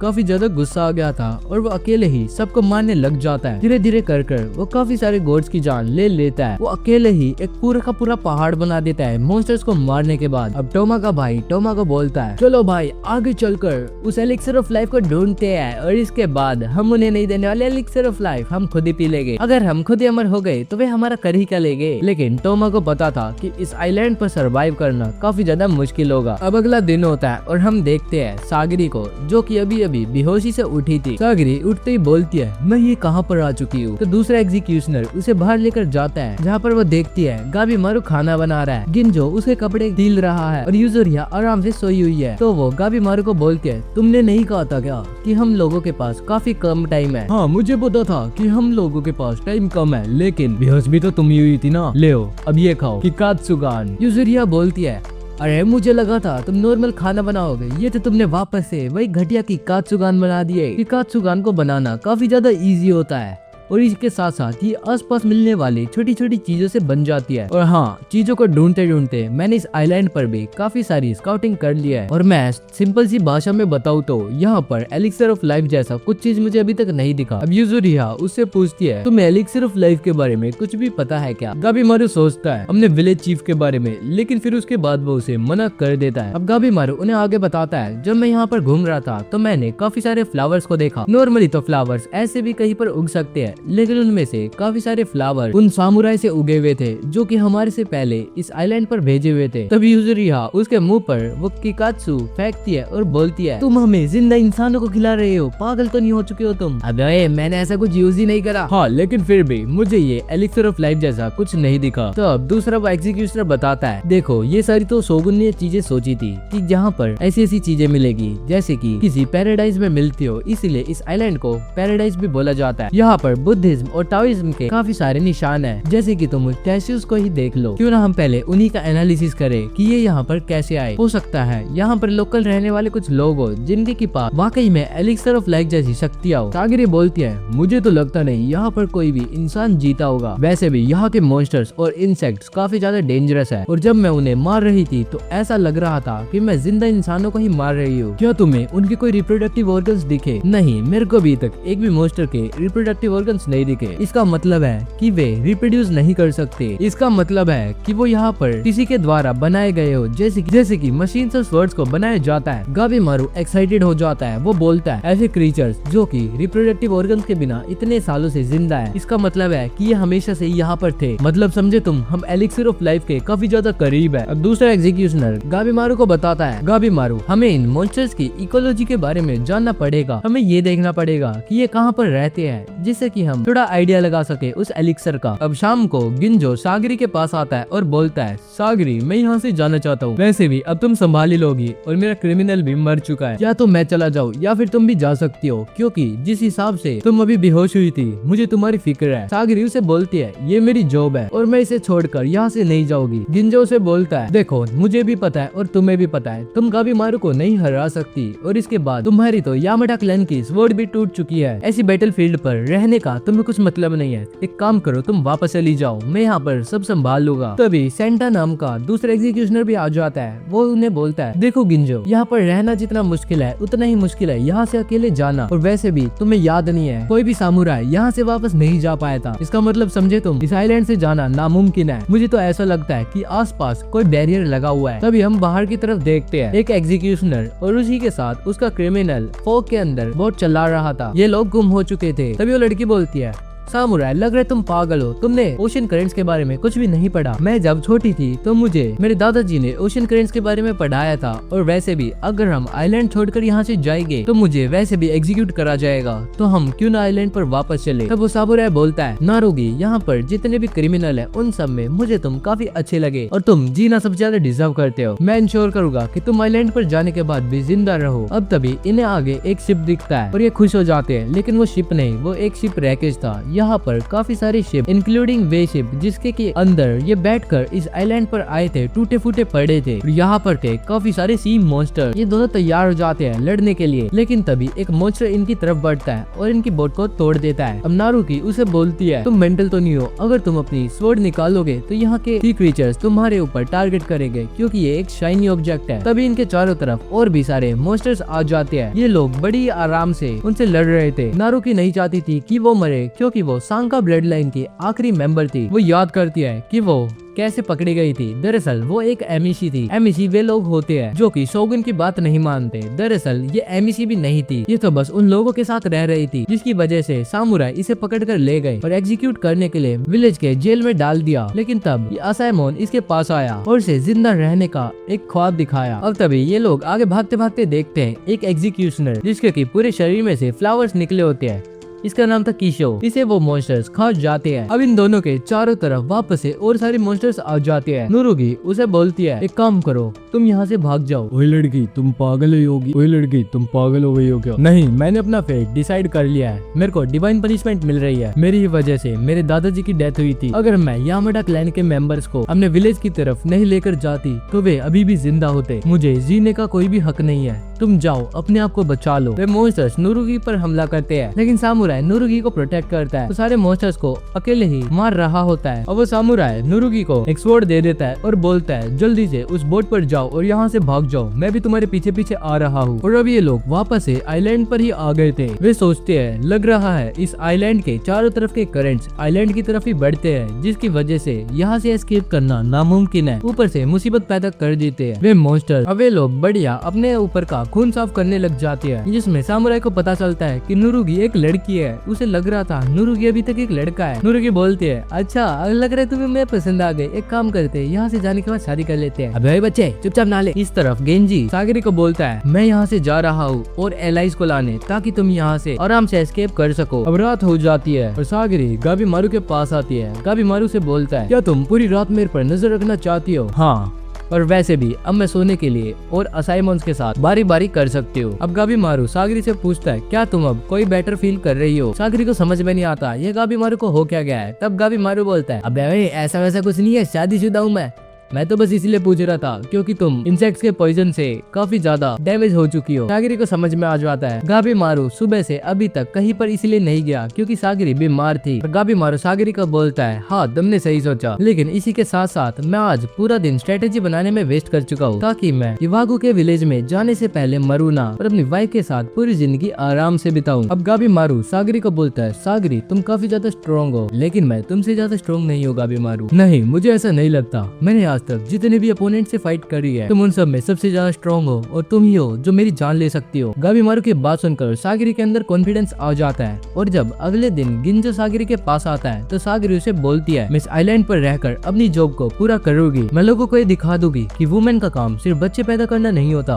बल्कि वो एक दिन यामाडा क्लैन की लीडर भी बन सकती है। अगर मैं यहाँ से भी चली गई तो मुझे पूरी जिंदगी रिग्रेट होता रहेगा। गिंजो उसे वापस समझाने की कोशिश करता है, लेकिन सागरी उसके आगे झुककर बोलती है प्लीज तुम मुझे ऐसे सामुराई देखो, वुमेन नहीं। तभी गिंजो को गुस्सा आ जाता है। वो बोलता है मैं तुम्हें ये दिखा दूंगा कि तुम सामुराई नहीं हो। वो ऐसा बोलकर सागरी पर हमला करता है, लेकिन सागरी उसके हाथ से उसकी स्वॉर्ड को ही छीन लेती है। लेकिन तभी गेंजी के पीछे वही जाइंट मॉन्स्टर आ जाता है और फिर एक ही हमले में वो गेंजी की जान ले लेता है। तो अब हम रुक्रिटो की बैक स्टोरी को जानते हैं। रुक्रिटो जब एक छोटा बच्चा था उसे बहुत ज्यादा भूख लगा करती थी। उसे इतनी भूख लगती थी जितनी की पूरे की पूरी फैमिली को लगती है। उसके मम्मी पापा उसे 24 घंटे बस खाना ही खिलाते रहते थे। ऐसे ही एक दिन जब ये टीनेज में आया तभी से इतनी भूख लगी कि ये जिंदा इंसानों को खाने लग गया और ये एक एक कर पूरे विलेज के हर एक इंसान को खा गया। अब हम वापस से आते हैं जब रुक्रिटो ने गिंजो को इतनी जोर से फेंका था कि वो पेड़ में जाकर गिरा था। गिंजो का पेट का एक हिस्सा पूरी की पूरी तरह फट गया था। सागरी उसके पास भागते भागते आती है, लेकिन गिंजो बोलता है मेरी तो जान नहीं बच सकती, सागरी तुम ही भाग जाओ यहाँ से। लेकिन तभी रुक्रिटो सागरी के पीछे आ जाता है और वो उस पर हमला ही करने वाला होता है, लेकिन तभी गाबी मारू आता है और उसके मुंह पर इतनी जोर की किक मारता है कि वो जंगल के 3 पेड़ों को भी गिरा देता है। गाबी मारू समझ जाता है कि ये बंदा जो इसके आगे खड़ा है वो एक मॉन्स्टर है, कोई इंसान नहीं। तो यहाँ से भागना तो नामुमकिन है, तो चलो इसके साथ फाइट करते हैं। अब गाबी मारू के दिमाग में अपने चीफ की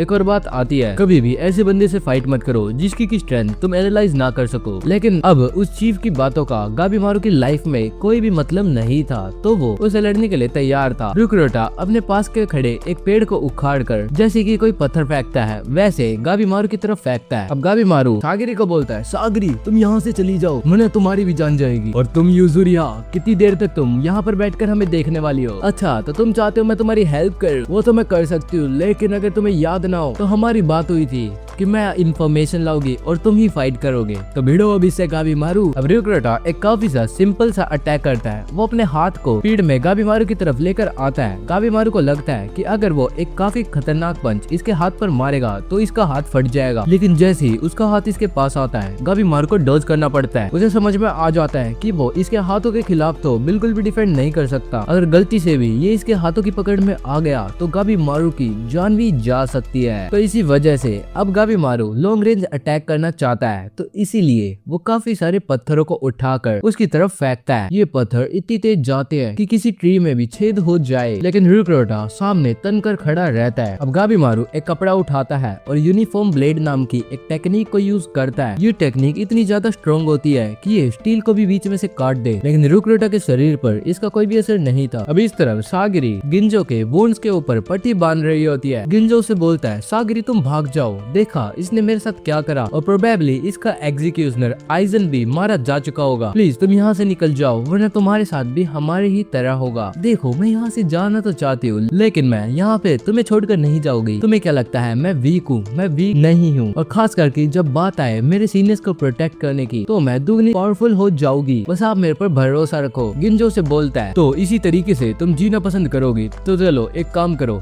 ये लो मेरी स्वॉर्ड और जाकर उस रुक्रोटा को मार दो और मेरा और आइजन का बदला उस जाइंट मॉन्स्टर से लो। इधर गाबीमारू सोच रहा होता है अगर मैं इस पर निंजुत्सु का यूज करूँ तो क्या मैं टाइम पर इसके ऊपर हमला कर डॉज कर पाऊंगा। लेकिन जब इस बार उस जाइंट का हाथ स्विंग होता है तो देखता है उसकी एक उंगली कट चुकी है और इसकी उंगली कट करी थी हमारी सागिरी ने। वो बोलती है किसी भी ह्यूमन बॉडी को कितना ही स्ट्रॉन्ग बना लो उसके बोन्स के अंदर हमेशा गैप होते हैं और यामाडा असाइमोन की वो एंशिएंट टेक्निक उन्हीं हिस्सों को टारगेट कर दिया है तो अब तुम मरने वाले हो। अब सागिरी और गाबीमारू एक साथ मिलकर लड़ने की सोचते हैं। सागिरी गाबीमारू को बताती है कि अगर तुम इसकी गर्दन के बोन्स के बीच के गैप को टारगेट करोगे तो तुम इसे आराम से एक सिंगल ब्लो में मार सकते हो। गाबीमारू बोलता है एक काम करो तुम ही उस हिस्से को टारगेट करो, मैंने कभी ऐसी कोई प्रैक्टिस नहीं करी, मैं इसके अटैक्स को हैंडल करता हूँ। और गाबीमारू उसके अटैक्स को इवेड कर रहा था। सागिरी ने उसके पैर पर हमला करने की कोशिश करी लेकिन उसके पैरों की हड्डी तो कटी ही नहीं। अब सागिरी पूरा का पूरा फोकस करने लग जाती है और रुक्रोटो भी इन पर हमला करता है। गाबीमारू उसके हमले को रीडायरेक्ट करता है लेकिन सिर्फ रीडायरेक्ट करने में ही उसके पैर कांप जाते हैं। अब ये दोनों प्लान बना रहे होते हैं कि ये इसके हिस्सों को कैसे काटेंगे, लेकिन तभी उन्हें किसी शेर की दहाड़ की आवाज सुनाई देती है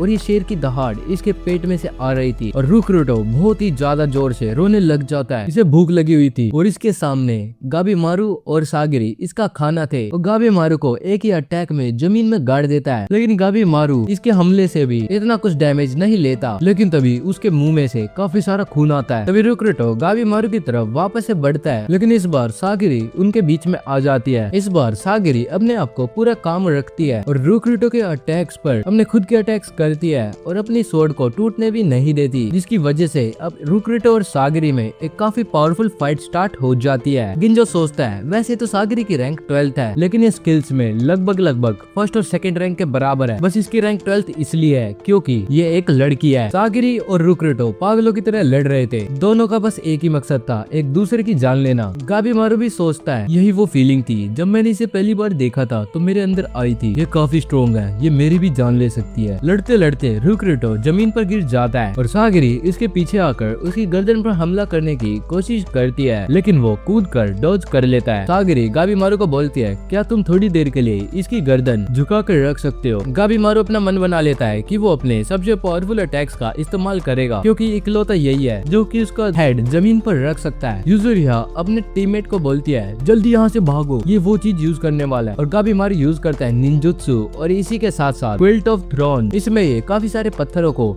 निंजुत्सु में मिलाकर गिंजो की तरफ फायर करता है। ये सारे अटैक्स इतने पावरफुल होते हैं कि आसपास के प्लांट्स भी जलने लगते हैं और पूरे जंगल में आग लग जाती है। और इनकी स्ट्रेटेजी थी जंगल में आग लगाने की ताकि वो इतना धुआं जनरेट कर दे कि रुक्रोटो को सांस लेने में ही दिक्कत हो जाए और वाकई में ऐसा ही होता है। गाबीमारू बोलता है स्मोक में कार्बन मोनोक्साइड नाम का पार्टिकल होता है जिसकी वजह से जब वो हमारे शरीर के अंदर घुलता है तो वो एक पॉइजन का काम करता है और हमारी बॉडी में ऑक्सीजन की कमी हो जाती है। लेकिन इसमें हमारे लिए भी दिक्कत है, अगर हम ज्यादा देर तक इस जंगल में रहे तो हम भी आग में फंस जाएंगे। अब तभी रुक्रोटो जमीन पर गिर जाता है और सागिरी पूरी तैयार होती है उसे मारने के लिए। रुक्रोटो फाइट बैक करने की कोशिश करता है लेकिन गाबीमारू उसके हाथ को पकड़ लेता है और अब सागिरी काफी कामली उसकी गर्दन पर हमला करती है और फाइनली रुक्रोटो की जान चली जाती है। अब गाबीमारू सागिरी को बोलता है सागिरी यहाँ से जल्दी चलो, इस आग को देखकर काफी सारे मॉन्स्टर्स यहाँ पर आ जाएंगे। सागिरी जाने से पहले गेंजी के बारे में सोचती है लेकिन फिर वो अपनी जान बचाने के लिए वहाँ से भाग जाती है क्योंकि उसे गेंजी की बातें याद आती है। अब काफी सारे मॉन्स्टर्स गाबीमारू और सागिरी के आगे आ जाते हैं। इन्हें लगता है ये तो आज गए लेकिन ये सारे मॉन्स्टर्स दरअसल आग की तरफ बढ़ रहे थे। अब गाबीमारू बोलता है तो चलो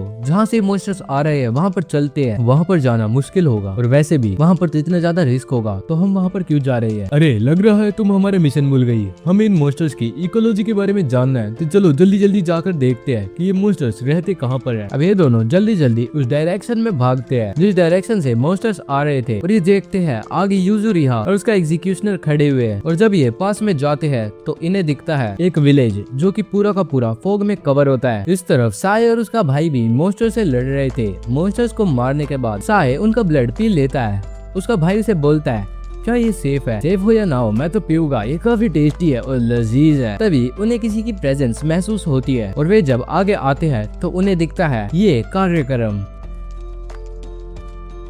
तो अब सीन शिफ्ट होता है एजे की तरफ, जो कि अपने भाई के साथ मिलकर काफी सारे मॉन्स्टर्स के साथ फाइट कर रहा था। मॉन्स्टर्स को मारने के बाद वो उन मॉन्स्टर्स का खून पीने लग जाता है और बोलता है, यार ये तो काफी ज्यादा लजीज है। उसका भाई उसे बोलता है, क्या ये सब कुछ सेफ है? लेकिन तभी उन्हें किसी चीज की प्रेजेंस महसूस होती है और जब ये लोग वहाँ पर जाते हैं तो ये सीन चल रहा होता है। ऐसा लग रहा था मानो ये दोनों लड़कियां उस जंगल में ये सब कर रहे हो। ये दोनों हैरान हो जाते हैं, लेकिन तभी इन दोनों को वे लड़कियां देख लेती है। उनमें से एक बोलती है, तो इस जंगल में ह्यूमंस क्या कर रहे हैं और ये मॉन्स्टर्स पागल हो चुके हैं क्या? इन्होंने अभी तक इन्हें मारा क्यों नहीं? तुम्हारी बातों से लग रहा है कि तुम ह्यूमंस नहीं, तुम भी मॉन्स्टर हो। ये मॉन्स्टर्स भी किसी भी काम के नहीं है, मुझे इनके साथ खुद ही सब कुछ निपटाना पड़ेगा। और ऐसा बोलकर वो एक लड़के में ट्रांसफॉर्म हो जाती है। इस तरफ हम गाबीमारू को देखते हैं, जो कि बाकी क्रू के साथ बात कर रहा था, क्योंकि इन्होंने अभी अभी इस विलेज को ढूंढा था। तो ये सोच रहे थे एक स्टोरी के बारे में, जिसमें कि ऐसा बोला जाता था कि इस विलेज में एक हर्मिट रहता है। सबसे पहले उसी ने एलिक्सर ऑफ लाइफ की खोज करी थी और वो भी इमोर्टल है। तो ये सोचते हैं अगर हम इस विलेज के अंदर एंटर होएंगे तो हो सकता है यहाँ पे रहने वाले लोग हम पर हमला कर दे। और ये भी हमें ये नहीं पता कि वे लोग कितने स्ट्रॉन्ग हो गए, क्योंकि अभी तक वे इन मॉन्स्टर्स के साथ सरवाइव कर रहे हैं। तो क्या हमें इस विलेज के अंदर जाना चाहिए या फिर नहीं? लेकिन इन्हें पीछे से एक लड़की देख रही होती है और गाबीमारू उसे तुरंत ही नोटिस कर लेता है और उसके पीछे भागने लग जाता है। जब गाबीमारू इसके ऊपर से कपड़ा हटाता है तो देखता है ये तो एक छोटी सी बच्ची है। लेकिन तभी एक ट्री मॉन्स्टर गाबीमारू पर हमला कर देता है। अब गाबीमारू वापस से उस लड़की के पीछे भागने लग जाता है और सागिरी उसे रोकती है। तो गाबीमारू से बताता है, हो सकता है ये लड़की यहीं पर रहने वाले उन लोगों में से हो, तो ये हमें आइलैंड के बारे में कुछ तो बता सकती है। जल्दी चलो, मुझे वहाँ पर उसे पकड़ना है और उससे बात भी करनी है। और गाबीमारू उस मॉन्स्टर को उनकी तरफ फेंक कर सीधा उस लड़की के पीछे भाग जाता है। सागिरी भी उसके पीछे पीछे चली जाती है। यूजुरिया का एग्जीक्यूशनर सेंटा उसे लड़ने के लिए तैयार होता है, लेकिन उसके चश्मे को हटा देती है और यूजुरिया बोलती है, मैं अपनी ट्रिक्स किसी को भी शो नहीं करना चाहती। और ऐसा बोलकर यूजुरिया एक लिक्विड को पी लेती है, जिससे उसके शरीर से काफी सारा पसीना आने लगता है और ये यूजुरिया का निंजुत्सु है। इस तरफ ये लड़की भी काफी ज्यादा स्पीड में गाबीमारू से दूर भाग रही थी, लेकिन गाबीमारू जल्दी से उसे पकड़ लेता है। लेकिन वो लड़की गाबीमारू को उठाकर पटक देती है। तभी सागिरी उसे बोलती है, तुम हमसे क्यों भाग रही हो? हम तो बस तुमसे थोड़ी सी बात करना चाहते हैं, हम तुम्हें कोई हार्म नहीं पहुंचाएंगे। अब जैसे ही सागिरी उसके पास आती है तो वो लड़की एक अटैक के लेकर तैयार होती है और एक मुक्का मारती है, लेकिन सागिरी को गाबीमारू वापस से प्रोटेक्ट कर लेता है। और इस लड़की के एक मुक्के में इतनी पावर होती है जितनी कि उस रुक्रूटो के एक मुक्के में पावर थी। अब बारी थी गाबीमारू की काउंटर अटैक के लिए। गाबीमारू सोच रहा था ये छोटी बच्ची है, लेकिन इसके अंदर इतनी पावर को देखने के बाद गाबीमारू इसे पास में पड़ी एक बेल से बांध देता है। वो उसे बोलता है, मैं यहाँ पर सिर्फ एलिक्सर ऑफ लाइफ को ढूंढने आया हूँ, मेरा काम और मत खराब करो, चुपचाप बताओ जो भी तुम्हें पता हो। लेकिन वो लड़की गाबीमारू का स्केरी फेस देखकर रोने लग जाती है और अब गाबीमारू उसे अपनी रस्सियों से खोल देता है और सागिरी उसे प्यार से मनाने लग जाती है। यूजुरिया उनके पास आती है और बोलती है, उस मॉन्स्टर का काम तमाम हो चुका है, जल्दी से चलो। और अब ये चारों वापस से सेंटा के पास आते हैं, जिसके के पास वो मॉन्स्टर पड़ा हुआ होता है। और वे लोग बोलते हैं, जल्दी से इसे एलिक्सर ऑफ लाइफ के बारे में पूछो। लेकिन सागिरी बोलती है, पहले इसे शांत हो जाने दो, ये बच्ची है अभी। तभी वो जो मॉन्स्टर होता है वो बोलने लग जाता है। वो बोलता है, इसे छोड़ दो, मुझे इसे वापस दे दो, मैं तुम्हें विलेज तक लेकर जाऊंगा और तुम्हें सारी चीजें बताऊंगा जो एलिक्सर ऑफ लाइफ के बारे में होती है। यूजुरिया उस पर विश्वास नहीं करती, लेकिन तभी वो बोलता है, मेरे पास विलेज में काफी सारा खाना और नहाने के लिए एक बाथ हाउस भी है। और यूजुरिया जल्दी से मान जाते हैं, क्योंकि उसे नहाने का बहुत ज्यादा मन कर रहा था। सागरी को अभी भी इस बंदे पर शक था। गाबीमारू बोलता है, मैं किसी भी चीज को हरा सकता हूँ जब तक कि मुझे वो एलिक्सर ऑफ लाइफ के बारे में कोई भी हिंट दे। इधर ये लोग विलेज में आ जाते हैं, जहाँ पर हर एक घर टूटा फूटा पड़ा था। और ये मॉन्स्टर बताता है कि इस विलेज को बने हुए लगभग 1000 ईयर्स हो चुके हैं, चलो मैं तुम्हें अपने घर पर लेकर चलता हूँ। और जब ये लोग इसके घर में आते हैं तो वहाँ पर अलग अलग डेकोरेशन थी। तो गाबीमारू से पूछता है, क्या तुम सचमुच यहाँ पर रहते हो? तुम तो एक मॉन्स्टर हो ना। गाबीमारू को बीच में रोककर बोलती है, ये बकवास बातें बाद में करना, जल्दी से मुझे बाथ हाउस के बारे में बताओ, मेरे को नहाना है। और फिर यूजुरिया आराम से नहाने लग जाती है और गाबीमारू सेंटा को बोलता है, अबे ओए, ये तेरी क्रिमिनल है ना, इसे संभाल के क्यों नहीं रखता तू? तभी वहाँ से वो वुड मॉन्स्टर और वो बच्ची फायरवुड कलेक्ट कर लेकर आती है। यूजुरिया उसे बोलती है, क्यों ना तुम मुझे ज्वाइन करो। अब हम बाथ हाउस के अंदर का सीन देखते हैं। यूजुरिया के आगे सागिरी खड़ी होती है। सागिरी उसे बोलती है, जल्दी से नहा लो, तुम भी क्यों ना मुझे ज्वाइन कर लो। सागिरी, फालतू के थॉट्स मत लाओ, मैं बस यहाँ पे तुम्हें ऑब्जर्व करने आई हूँ, कहीं तुम यहाँ से भाग न जाओ। लेकिन फिर थोड़ी देर बाद सागिरी भी बाथ हाउस में आ जाती है। अब ये लोग मजे से नहा रहे होते हैं, तभी वो बच्ची भी अंदर आती है और उनके लिए ये कपड़े लाई थी। इस तरफ गाबीमारू और सेंटा के लिए वो वुड मॉन्स्टर काफी सारे फ्रूट्स ले आता है। इसे देखकर सेंटा को काफी ज्यादा भूख लग जाती है, लेकिन गाबीमारू बोलता है कि हो सकता है ये फ्रूट्स पॉइजनस हो, तो मैं इन्हें नहीं खाऊंगा। तभी वो मॉन्स्टर बोलता है वो बच्ची भी इन्हीं को खाती है, ये पॉइजनस नहीं है। तुम्हारा उस बच्ची के साथ क्या रिलेशन है वो मैं तुम्हें नहीं बताऊंगा। हाँ चलो कोई नहीं, मत बताओ, लेकिन तुम मुझे एलिक्सर के बारे में तो कुछ बता सकते हो ना। तो चलो स्टार्ट हो। अब वहाँ पर बाकी सारे लोग भी आ जाते हैं और वो खाना खाने में बिजी हो जाते हैं, लेकिन गाबीमारू अभी भी उससे बस सवाल जवाब ही कर रहा था। अब ये मॉन्स्टर अपनी एक आइलैंड की बैक स्टोरी बताता है। वो बोलता है मुझे नहीं पता कि बाहर के लोग इस आइलैंड को क्या कहते हैं, लेकिन हम इसे कोटाकू बुलाते हैं। ये एक शिनशियोको है जहाँ पर गॉड्स रहते हैं। गॉड्स तो स्पिरिचुअल बीइंग्स होते हैं ना, और उनके आसपास तो मॉन्स्टर होते ही नहीं। तो तुम बता सकते हो यहाँ पर मॉन्स्टर कैसे है और क्या सच में एलिक्सर ऑफ लाइफ एग्जिस्ट करता है? हाँ वो करता है, और उसका लेजेंड काफी सालों से पास डाउन होता आ रहा है। हमारे लेजेंड में हम उसे टान बोलते हैं। ये एटर्नल लाइफ का सोर्स है एलिक्सर। गाबीमारू से पूछता है हाँ तो बताओ ये कहाँ पर है? तब वो बताता है देखो ये आइलैंड 3 रीजन्स में डिवाइडेड है। द शोर जिसे कि हम इशू बोलते हैं, ये जो विलेज तुम देख रहे हो इसे हम होजो बोलते हैं, और टान होराई में लोकेटेड है, एकदम आइलैंड के सेंटर में। अब गाबीमारू राहत की सांस लेता है क्योंकि अब वो कंफर्म कर चुका था कि एलिक्सर ऑफ लाइफ वाकई में इस आइलैंड पर प्रेजेंट है और अब वो अपनी वाइफ से मिल पाएगा। तो गाबीमारू अब उससे बोलता है क्या तुम्हारे पास कोई प्रूफ है कि तुम मुझे बता सको कि वो एलिक्सर ऑफ लाइफ तुमने देखा है? तुम उन लोगों से जल्दी ही मिलने वाले हो, और एक बार जब तुम उन लोगों से मिल लोगे तो तुम्हारे सारे डाउट क्लियर हो जाएंगे। उन लोगों का नाम है टेंशन। वो ना मर सकते हैं ना वो एज कर सकते हैं, वो एक ब्यूटीफुल और परफेक्ट बीइंग है। और इस तरफ हम देखते हैं आजा को, जो कि टेंशन से ही लड़ रहा था। दरअसल इसने वे जो 2 लड़कियां देखी थी वे टेंशन ही थी। टेंशन के पास पावर्स होती है, इनफाइनाइट रीजनरेशन, और ये लोग काफी ज्यादा ब्यूटीफुल होते हैं एंड ये मेल और फीमेल में अपने मन चाहे पे कन्वर्ट हो सकते हैं। जब आजा उस टेंशन पर हमला करता है तो वो एक बार में इतनी बड़ी कुल्हाड़ी को रोक देता है और टुकड़ों में बांट देता है। और इस तरफ वुड मॉन्स्टर बोलता है देखो मैं तुम्हें बस सिंपल सी भाषा में इतना बताऊं कि जो टेंशन है वो तुम लोगों को इस आइलैंड पर से जिंदा जाने नहीं देगा। दूसरी तरफ हम टेंशन को देखते हैं, ये लोग एक तरीके से इस आइलैंड के रूलर्स है और इसने अभी एजे और टोका को हराया है। ये टोका को एक पिट में फेंक देते हैं जहाँ पर टोका देखता है आसपास काफी सारे लोग पहले से मौजूद हैं और इन सभी लोगों के अंदर से फ्लावर्स उगे हुए हैं। तभी टोका का ध्यान अपने भाई एजे पे जाता है। तभी टोका का ध्यान अपने भाई आजा पे जाता है जिसे कि एक बेल पकड़ रही होती है। वो ट्राई करता है अपने भाई को उस बेल की जकड़ से छुटाने का, लेकिन वो फाइनली उसे नहीं छुटा पाता। फिर वो वुड आगे बताता है दरअसल जिन लोगों के ऊपर फ्लावर्स उग जाते हैं वो टान में कन्वर्ट हो जाते हैं। और फिर एलिक्सर ऑफ लाइफ का प्रूफ दिखाने के लिए वो अपना हाथ काट देता है और बोलता है देखो ये है प्रूफ कि एलिक्सर ऑफ लाइफ एग्जिस्ट करता है। गाबीमारू उसे बोलता है तुमने तो बता दिया कि तुम 1000 ऑफ ईयर से यहीं पर रह रहे हो, क्या ये लड़की भी तुम्हारी तरह हजारों सालों से यहीं पर रह रही है? अब शाम होती है और गाबीमारू नहाने के लिए जा रहा होता है। सागरी भी उसके पीछे उसके ऊपर नजर रखने के लिए जा रही होती है। वे दोनों डिस्कशन कर रहे होते हैं कि क्या इन्हें उन दोनों पर ट्रस्ट करना चाहिए और क्या वाकई में होराई में एलिक्सर ऑफ लाइफ पाएगा। गाबीमारू को सागरी बोलती है मुझे उनकी बातों पर विश्वास तो है लेकिन हर एक बात पर नहीं, खासकर कि उन टेंशन वाली कि सच में टेंशन होती है और क्या वाकई में वे इन्हें एलिक्सर ऑफ लाइफ पाने से रोकेंगे। ये बात करते करते बाथ हाउस में आ जाते हैं और जैसे ही गाबीमारू अंदर जाता है तो वहाँ पर वो लड़की में पहले से ही नहा रही होती है और गाबीमारू को देखकर वो रोने लग जाती है। गाबीमारू उसे इग्नोर करने के बाद अपने कपड़े उतारने लगता है। सागरी उसे दूर भगाते हुए बोलती है कि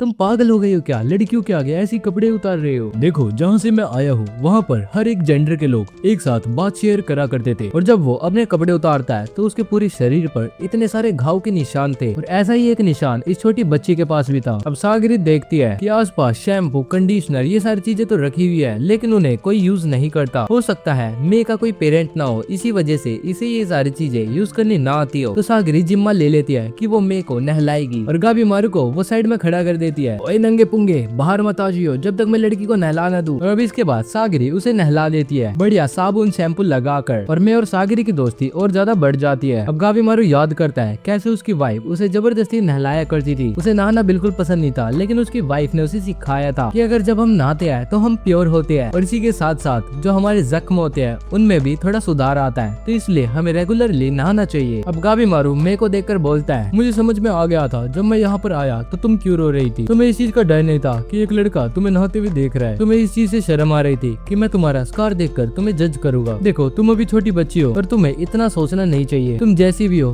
परफेक्ट हो। कागेरी बोलती है, अबे भाई ये छोटी बच्ची से कैसे बात कर रहे तू? गाबी मारू बोलता है, मेरे को जो बोलना था मैंने बोल दिया, अब मैं यहाँ से जा रहा हूँ। लेकिन मैं उसे रोक लेती है, पर अब मैं गाबी मारू के आसपास होने के बावजूद रो नहीं रही थी। अब हम दूसरी तरफ देखते हैं नुरुगी और टेंजा को, जो कि उस आइलैंड पर चल रहे थे। नुरुगी बोलती है, अगर हमें एलिक्सिर ऑफ लाइफ ढूंढना है तो हमें आइलैंड के अंदर जाना होगा ना। लेकिन टेंजा उसे मना कर देता है क्योंकि उसके साथ एक लेडी थी और वो नुरुगी को किसी भी खतरे में नहीं डालना चाहता था। तभी इनके पास एक टेंशन आ जाता है, जो कि इन्हें बोलता है, मैंने रास्ते में मेरे काफी सारे पेट्स की लाशें देखी है। टेंशन उन्हें बोलता है, क्या तुमने मेरे पेट्स की ऐसी हालत करी है, बेवकूफ इंसान। टेंजा और नुरुगी वहाँ से भागने लग जाते हैं। उन्हें पता था ये जो बंदा या मॉन्स्टर इनके आगे खड़ा है ये काफी ज्यादा पावरफुल है, लेकिन वो टेंशन जल्दी से इनके आगे आ जाता है और बोलता है, मुझसे बचकर तुम नहीं जा सकते। और ऐसा बोलकर वो टेंजा पर अटैक करता है। अब वो नुरुगी की तरफ आगे बढ़ता है, लेकिन नुरुगी उसके 2 से 3 अटैक्स को लगातार डॉज कर लेती है। टेंशन भी उसकी ऐसी मूवमेंट और एजिलिटी देखकर इम्प्रेस हो जाता है। अब जैसे ही वो टेंशन टेंजा को मारने के लिए आगे बढ़ता है, टेंजा उठकर अपनी तलवार से उसके मुंह पर हमला करता है, लेकिन साथ साथ वो पूरा का पूरा रीजनरेट हो जाता है। अब टेंजा नुरुगी को बोलता है, नुरुगी तुम जल्दी से यहाँ से भागो, मैं इसका ध्यान भटकाता हूँ, मुझे पता है हम इसे नहीं हरा सकते, लेकिन मैं तुम्हारी भागने में पूरी मदद करूंगा। और ऐसा बोलते बोलते वो इससे फाइट कर रहा था। वो जितने भी स्ट्राइक्स मार रहा था वो काफी ज्यादा स्पीड में होती है, जिसकी वजह से टेंशन को टाइम पे रीजनरेट होने का मौका भी नहीं मिलता और वो उसकी गर्दन और हाथ काटकर वहाँ से भाग जाते हैं। लेकिन जब वे भाग रहे होते हैं तो उनके साथ वो टेंशन भी भाग रहा था। अबे ओए, तुमने मेरे कपड़े फाड़ दिए, अब तुम्हारी जान जाएगी। अब जैसे ही वो इन पर हमला करने वाला होता है तभी एक तलवार उड़कर आती है जो कि उसकी गर्दन को काट देती है। और ये होता है शियोन। ये यामडा क्लैन का मेंबर है, लेकिन ये अंधा है, फिर भी ये one of the top ranking members है और यही टेंजा का मास्टर भी है। अब भागते भागते शियोन और टेंजा एक जगह रुक जाते हैं। शियोन टेंजा को धमकाते हुए बोलता है कि टेंजा तुम्हें अकल नहीं है क्या? जब भी तुम अपने से ज्यादा स्ट्रॉन्ग ओपोनेंट से फाइट करो तो उसके हेड और पैरों पे हमला करा करो, और तुम्हारा स्टेमिना भी काफी ज्यादा खराब हो चुका है। वो सब तो ठीक है मास्टर, पर थैंक यू, आपने मेरी हेल्प करी, लेकिन क्या आप मुझे बता सकते हो आप इस आइलैंड से क्यों नहीं गए? देखो, जब मैं यहाँ से जा रहा था तो मैंने यहाँ से एक बोट उठाई थी, लेकिन मुझे ऐसा कोई करंट मिला ही नहीं जो कि इस आइलैंड से दूर जा रहा हो। मैं चाहकर भी इस आइलैंड से एस्केप नहीं कर सकता, और हाँ, मुझे किसी चीज की प्रेजेंस भी महसूस हुई और मैं अकेला उसे हैंडल नहीं कर सकता, तो मैंने उन लोगों को ढूंढना स्टार्ट कर दिया जो कि घर की तरफ जा रहे थे। तभी टेंजा बोलता है, हाँ तो मास्टर चलो हम तीनों यहाँ से निकलते हैं, वैसे भी मुझे ये आइलैंड अब अच्छा नहीं लग रहा। तभी शियोन अपनी तलवार को निकालकर नुरुगी पर रखता है और बोलता है, हाँ तो मैं यहाँ से जाने तो वाला हूँ, लेकिन तुम मुझे बता सकते हो कि तुम इस क्रिमिनल को प्रोटेक्ट क्यों कर रहे हो? तुम्हें तो बोला था ना इसे एग्जीक्यूट करना है। देखो, मेरे साथ भी जो क्रिमिनल थी वो एक लड़की थी, मैंने भी उसकी जान ले ली थी, लेकिन तुम अपने क्रिमिनल की ही हेल्प कर रहे हो। जवाब दो मुझे, अगर जवाब पसंद नहीं आया मुझे तो मैं इसकी जान ले लूंगा। मास्टर, आपने अगर इसकी डाटा बुक पढ़ी हो तो इसने कोई भी क्राइम नहीं करा। हाँ, तो उससे हमें क्या फर्क पड़ता है? यामडा क्लैन की तलवार हमेशा से अनबायास्ड तरीके से उठी है, और एक तलवार को ये चूज करने की आजादी नहीं होती कि वो किसे काटे और किसे छोड़ दे। तुम्हारे एक्शंस की वजह से हमारे पूरे क्लैन का नाम बदनाम हो जाएगा। तब टेंजा उसे बोलता है, मास्टर, अगर आपको याद ना हो तो मैं एक होमलेस बच्चा था और आपने ही मुझे प्रोटेक्ट करा और यामडा क्लैन का मेंबर बनाया। मुझे तुम्हारे अंदर पोटेंशियल दिखता था। हाँ, तो मुझे भी इसके अंदर पोटेंशियल दिखता है। तुम कुछ ज्यादा नहीं बोल रहे। हाँ, मैं ज्यादा बोल रहा हूँ क्योंकि मुझे ये सारी चीजें आपने ही सिखाई है। आखिरकार आप मेरे मास्टर जो हो। अब शियोन बोलता है, ठीक है, अगर तुम ऐसा ही चाहते हो तो ऐसा ही सही, लेकिन मैं तुम्हें बता दूं, अगर इसने या तुमने यामडा क्लैन का नाम खराब करा तो मैं तुम्हारी जान ले लूंगा। और नुरुगी, welcome to the party. Thank you master. तुम मुझे मास्टर क्यों कह रही हो? मैं अभी तुम्हारा मास्टर थोड़ी बनाऊं। अब टेंजा एक्साइटेड हो जाता है, लेकिन शियोन उसे बोलता है, एक्साइटेड मत हो, अभी जो मॉन्स्टर हमारे पीछे पड़ा हुआ था वो काफी पावरफुल है। आज तक मैंने किसी भी इतने पावरफुल मॉन्स्टर के साथ लड़ाई नहीं करी। अब तभी वो टेंशन इनके पीछे आकर खड़ा हो जाता है। शियोन उसकी प्रेजेंस देखते ही इन दोनों को वहाँ से डॉज करवा देता है, लेकिन इसी प्रोसेस में ये टेंशन उसके गले पर हमला कर कर उसके गले को काट देता है। फिर भी शियोन जिंदा बच गया था। अब टेंजा आगे आता है और उस टेंशन पर हमला करने लगता है। पहले जो टेंशन टेंजा के हमलों को ब्लॉक भी नहीं कर पा रहा था, अब वो इसके हमलों को इजीली डॉज कर रहा था। यही सब देखते हुए टेंजा एक पाउंडिंग टोरेंट नाम का अटैक यूज करता है, जिसमें उसकी स्पीड पहले से 10 टाइम्स हो जाती है, लेकिन अभी भी वो उस पर एक सिंपल कट नहीं लगा पाता और वो अपनी एक उंगली से ही टेंजा को बहुत ही बुरी तरीके से घायल कर देता है। अब टेंजा शियोन के साथ बिताए हुए अपने सारे पलों को याद करता है। वो याद करता है कैसे उसे शियोन ने गलियों से उठाकर यामडा क्लैन का एक मेंबर बनाया आया था, कोई भी उसे पसंद नहीं करता था, लेकिन शियोन ने उस पर कभी भरोसा करना नहीं छोड़ा। वो देखता है कि उसकी फिंगर अब ठंडी पड़ रही है और उसका दिल धड़कना कम करता जा रहा है, लेकिन वो मरने से पहले शियोन और नुरुगी को प्रोटेक्ट करना चाहता था, तो इसलिए वो पूरी ताकत लगाकर उस टेंशन पर हमला करता है। वो उस पर बार बार काफी सारे मुक्के मारता है, लेकिन टेंशन उस पर वापस से एक और अटैक करता है और टेंजे को समझ में आ जाता है कि वो इन्हें प्रोटेक्ट नहीं कर सकता, तो वो उन्हें भागने के लिए कहता है। शियोन अपनी तलवार निकाल कर रेडी होता है इस टेंशन से भिड़ने के लिए, लेकिन टेंजा उसे रोकने की बहुत ज्यादा कोशिश करता है और फाइनली शियोन को उसकी बातें समझ में आ जाती है और फिर वो नुरुगी को लेकर वहाँ से भाग जाता है। अब बस टेंजा का एक ही मकसद था, इन दोनों को प्रोटेक्ट करना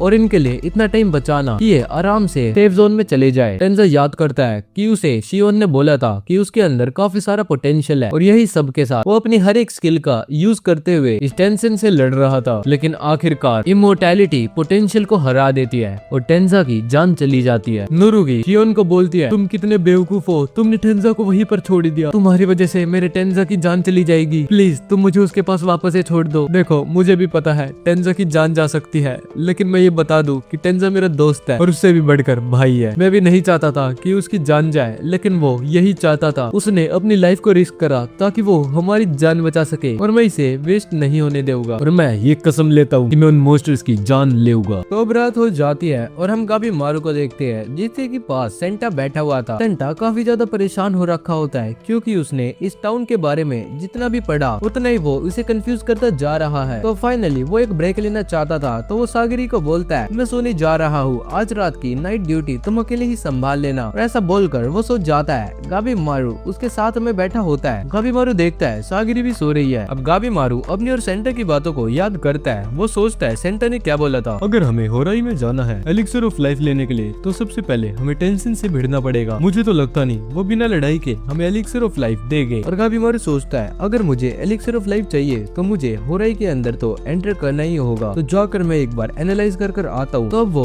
होराई के सेंटर की तरफ बढ़ने लगता है। जब वो रास्ते में चल रहा होता है तो उसे कुछ लोगों की आवाजें आती है और जब वो वहाँ पर जाकर देखता है तो काफी सारे पेड़ प्रेइंग पोजीशन में बैठकर कुछ मंत्र पढ़ रहे थे। उसे समझ में आ जाता है कि ये लोग सेम टू सेम उस ट्री मॉन्स्टर की तरह है, पर ये यहाँ से मूव नहीं कर सकते। गाबीमारू को थोड़ा सा तो डर लगता है, लेकिन फिर वो अपना प्लान बनाकर और अपनी वाइफ को याद कर आगे बढ़ता है। भागते भागते उसके आगे एक काफी बड़ी दीवार और एक काफी बड़ा गेट आ जाता है। क्या यही ट्रू शिनशियो को है? लेकिन इससे पहले वो वहाँ पर एंटर कर पाता एक टेंशन उसका पीछा कर रहा होता है। गाबीमारू उसे देखते ही समझ जाता है ये दिखने में तो इंसान है, लेकिन ये और ही कुछ है। तुम कौन हो? अरे यार पूरा दिन गया मेरा, अब मैं बोर हो चुका हूँ। चलो एक काम करो, तुम क्या यहाँ से जा सकते हो? वैसे भी मैंने तुम्हारे जैसे कई लोगों से फाइट कर लिया है, हमें तुम्हें पकड़ने का टास्क दिया हुआ था, लेकिन अभी मेरा कुछ मन नहीं कर रहा। तो क्या तुम सच में ह्यूमंस को एलिक्सर में कन्वर्ट कर सकते हो? इसका क्वेश्चन सुनते ही वो इसका आंसर करने की बजाय सीधा गाबीमारू पर हमला कर देता है। गाबीमारू भी उसके अटैक को समझकर इजीली डॉज कर लेता है और साथ साथ उस टेंशन का हाथ भी तोड़ देता है और फिर एक काफी पावरफुल किक उस टेंशन के मुंह पर मारता है, जिससे उसकी गर्दन काफी बार मुड़ जाती है। अब इन दोनों में फाइट और ज्यादा इंटेंसली स्टार्ट हो जाती है और गाबीमारू देखता है उन मॉन्स्टर से ये बिल्कुल अलग है। इसकी रीजनरेशन और इसकी स्ट्रेंथ उन मॉन्स्टर से लाख गुना पावरफुल है। और अब गाबीमारू उस पर अपनी टोर्नेडो किक का इस्तेमाल करता है और जिसमें ये निंजुत्सु भी यूज कर लेता है। गाबीमारू को लग रहा था कि निंजुत्सु यूज करने के बाद ये इजीली इसे हरा देगा, लेकिन इतना सारा जलने के बावजूद वो गाबीमारू पर अटैक बैक करता है और उसे दीवार में ही देकर मारता है। अरे नहीं यार, एक और इंसान को मार दिया, मुझे एक आधा जिंदा पकड़ना पड़ेगा वरना हम एलिक्सर कैसे बनाएंगे। और अब ये मेल में भी ट्रांसफॉर्म हो जाता है, लेकिन गाबीमारू मरा नहीं था। तब उन दोनों में और इंटेंसली फाइट स्टार्ट हो जाती है। ये दोनों इक्वल टक्कर के लग रहे थे। टेंशन भी उससे इम्प्रेस होकर बोलता है, पिछले 1000 सालों में मैंने आज तक जितने भी ह्यूमन से फाइट करी है तुम उनमें सबसे ज्यादा स्ट्रॉन्ग हो। अब गाबीमारू उससे पूछता है, अच्छा तो ऐसी बात है तो मुझे बताओ एलिक्सर कहाँ पर है? लेकिन अब सवाल का जवाब देने की बजाय वो सीरियस होकर गाबीमारू से लड़ने लगता है। अब गाबीमारू बोलता है, अभी तक मैं इस पर सारी चीजें ट्राई कर चुका हूँ, तो क्यों ना मैं उसे भी ट्राई करूँ। और गाबीमारू पहली बार टाओ का इस्तेमाल करता है अपने निंजुत्सु की मदद से, और जैसे ही वो टाओ से उस पर हमला करता है उसकी बॉडी मेल से फीमेल में कन्वर्ट हो जाती है और इस बार वो रीजनरेट नहीं करता। तभी टेंशन को गुस्सा आ जाता है और वो फिर एक एनर्जी बीम से गाबीमारू पर हमला करता है। गाबीमारू को समझ में नहीं आ रहा था हम दोनों इतनी दूर है, लेकिन इसके एनर्जी ब्लास्ट मुझे यहाँ पर भी आकर कैसे लग रहे हैं। उसे याद आती है मैं जिसने की इस पर सेम टू सेम हमला करा था, लेकिन अब इसे मोटिवेशन देती है इसकी वाइफ और ये आगे बढ़कर इस पर बार बार हमला करता है और वो पूरा मन बना लेता है अगर मैं यहाँ पर मरने ही वाला हूँ तो मैं इसे भी मार कर ही मरूंगा। ये रीजनरेट नहीं कर पाएगा अगर मैं इसके रीजनरेट होने से पहले इस पर हमला करता रहूं। और वो एक काफी सारा मुक्कों से बोराज उस पर मारता रहता है जब तक कि वो रीजनरेट होने की हालत में ही ना रहे। तुम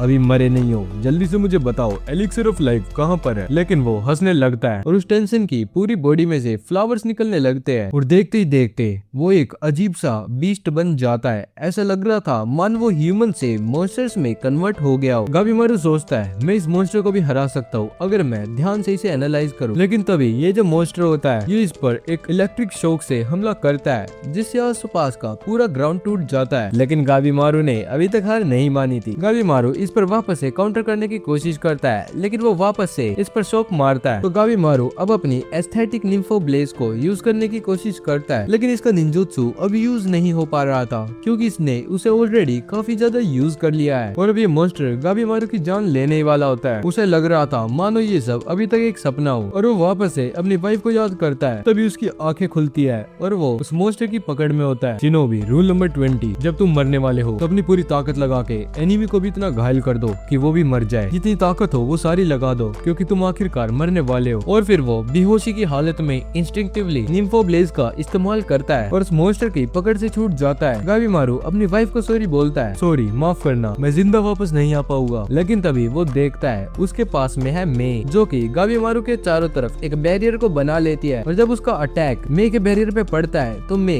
पहाड़ी से नीचे गिर जाती है। लेकिन अभी भी उसका बैरियर था तो वो इजीली बच सकती थी। और टेंशन भी सोचता है मे ये तुम क्या कर रही हो। अब अगला दिन होता है और सेंटा अपोलोजाइज कर रहा होता है क्योंकि वो रात को गाबीमारू के ऊपर नजर नहीं बना पाया और अब वो भाग गया। सागरी बोलती है अगर हम होराई की तरफ जाए तो अभी भी हम गाबीमारू को ढूंढ सकते हैं। यूजरिया बोलती है हमारा वहाँ पे जाकर कुछ भी फायदा नहीं होगा और वैसे भी वो अपनी मर्जी से वहाँ पर गया, तू उसे जाने दो ना। क्या अब यामाडा असाइमोन के लोग एक क्रिमिनल को हेल्प करने के लिए या उससे हेल्प मांगने के लिए उसके ढूंढेंगे क्या। लेकिन तभी वो ट्री मॉन्स्टर भी उठता है और बोलता है अगर तुम होराई तक जा रहे हो तो मैं तुम्हें वहाँ तक छोड़ सकता हूँ। वैसे भी मैंने मे को नहीं देखा, वो पक्का गाबीमारू के साथ गई होगी। अब वे लोग होराई की तरफ जाने लग जाते हैं। यूजुरिया सागरी से बोलती है सागरी तुम उन टेंशन के बारे में एक्साइटेड नहीं हो क्या। इसमें एक्साइटेड होने वाली क्या बात है, अगर वो होराई में रहते हैं तो हमारे उनके साथ सामना होने वाला है। वो ट्री मॉन्स्टर बताता है दरअसल टेंशन है 7 हर्मिट, वो जब चाहे जब ह्यूमन और मॉन्स्टर मेल फीमेल इनमें कन्वर्ट हो सकते हैं। सारे टेंशन मिलकर एक मीटिंग कर रहे थे, वे डिस्कशन कर रहे थे कौन सी बॉडी ज्यादा बेटर है मेल या फीमेल। अब तभी उनका लीडर आ जाता है और वो बोलता है चलो अब मुझे रिपोर्ट दो। तब उनमें से एक बताता है इस बार के जो ह्यूमंस आए हैं वो पिछली बार के ह्यूमन से भी ज्यादा पावरफुल है और उन्होंने काफी सारे सोशिन्स को मार दिया है। ओए ये सारी तुम्हारी गलती है, अगर तुम उस बीच वाले ह्यूमन को एस्केप करने नहीं देते तो कुछ सोशिन अभी जिंदा होते, तुम पैथेटिक हो। और ऐसा बोलकर वो उसके गर्दन को उड़ा देता है। लेकिन तभी वो रीजनरेट हो जाता है और हम देखते हैं ये वाला टेंशन वही है जो कि गाबीमारू के साथ लड़ रहा था और गाबीमारू के साथ लड़ते हुए इसने अपनी काफी सारी पावर्स का इस्तेमाल करा है जिसकी वजह से अब ये बूढ़ा हो चुका है। अब इनका लीडर दूसरे टेंशन से बोलता है हाँ तुम बताओ जिन ह्यूमंस के साथ तुम्हारी फाइट हुई थी क्या तुमने उन्हें डिस्पोज कर दिया था। हाँ मैंने उन्हें उस पिट में फेंक दिया था, अब वो जल्दी ही हमारा एलिक्सर बन जाएंगे। बेवकूफ मत बनो, उन ह्यूमंस ने हमारे सबसे पावरफुल सोशिन को मार दिया था, पता नहीं वे कितने पावरफुल हो। उनका लीडर सभी को एलिक्सर पिला देता है जिसके बाद वो बूढ़ा हुआ टेंशन वापस से जवान हो जाता है और उसकी सारी पावर्स वापस से हो जाती है। अब वो वुड उन लड़कियों को आगे बताता है। तो टोटल 100 टेंशन है जो कि मिलकर इस आइलैंड को रूल करते हैं और हर एक टेंशन की अपनी एक अलग पर्सनैलिटी है। उनका लीडर है पिंक कलर के बालों वाला। टेंशन का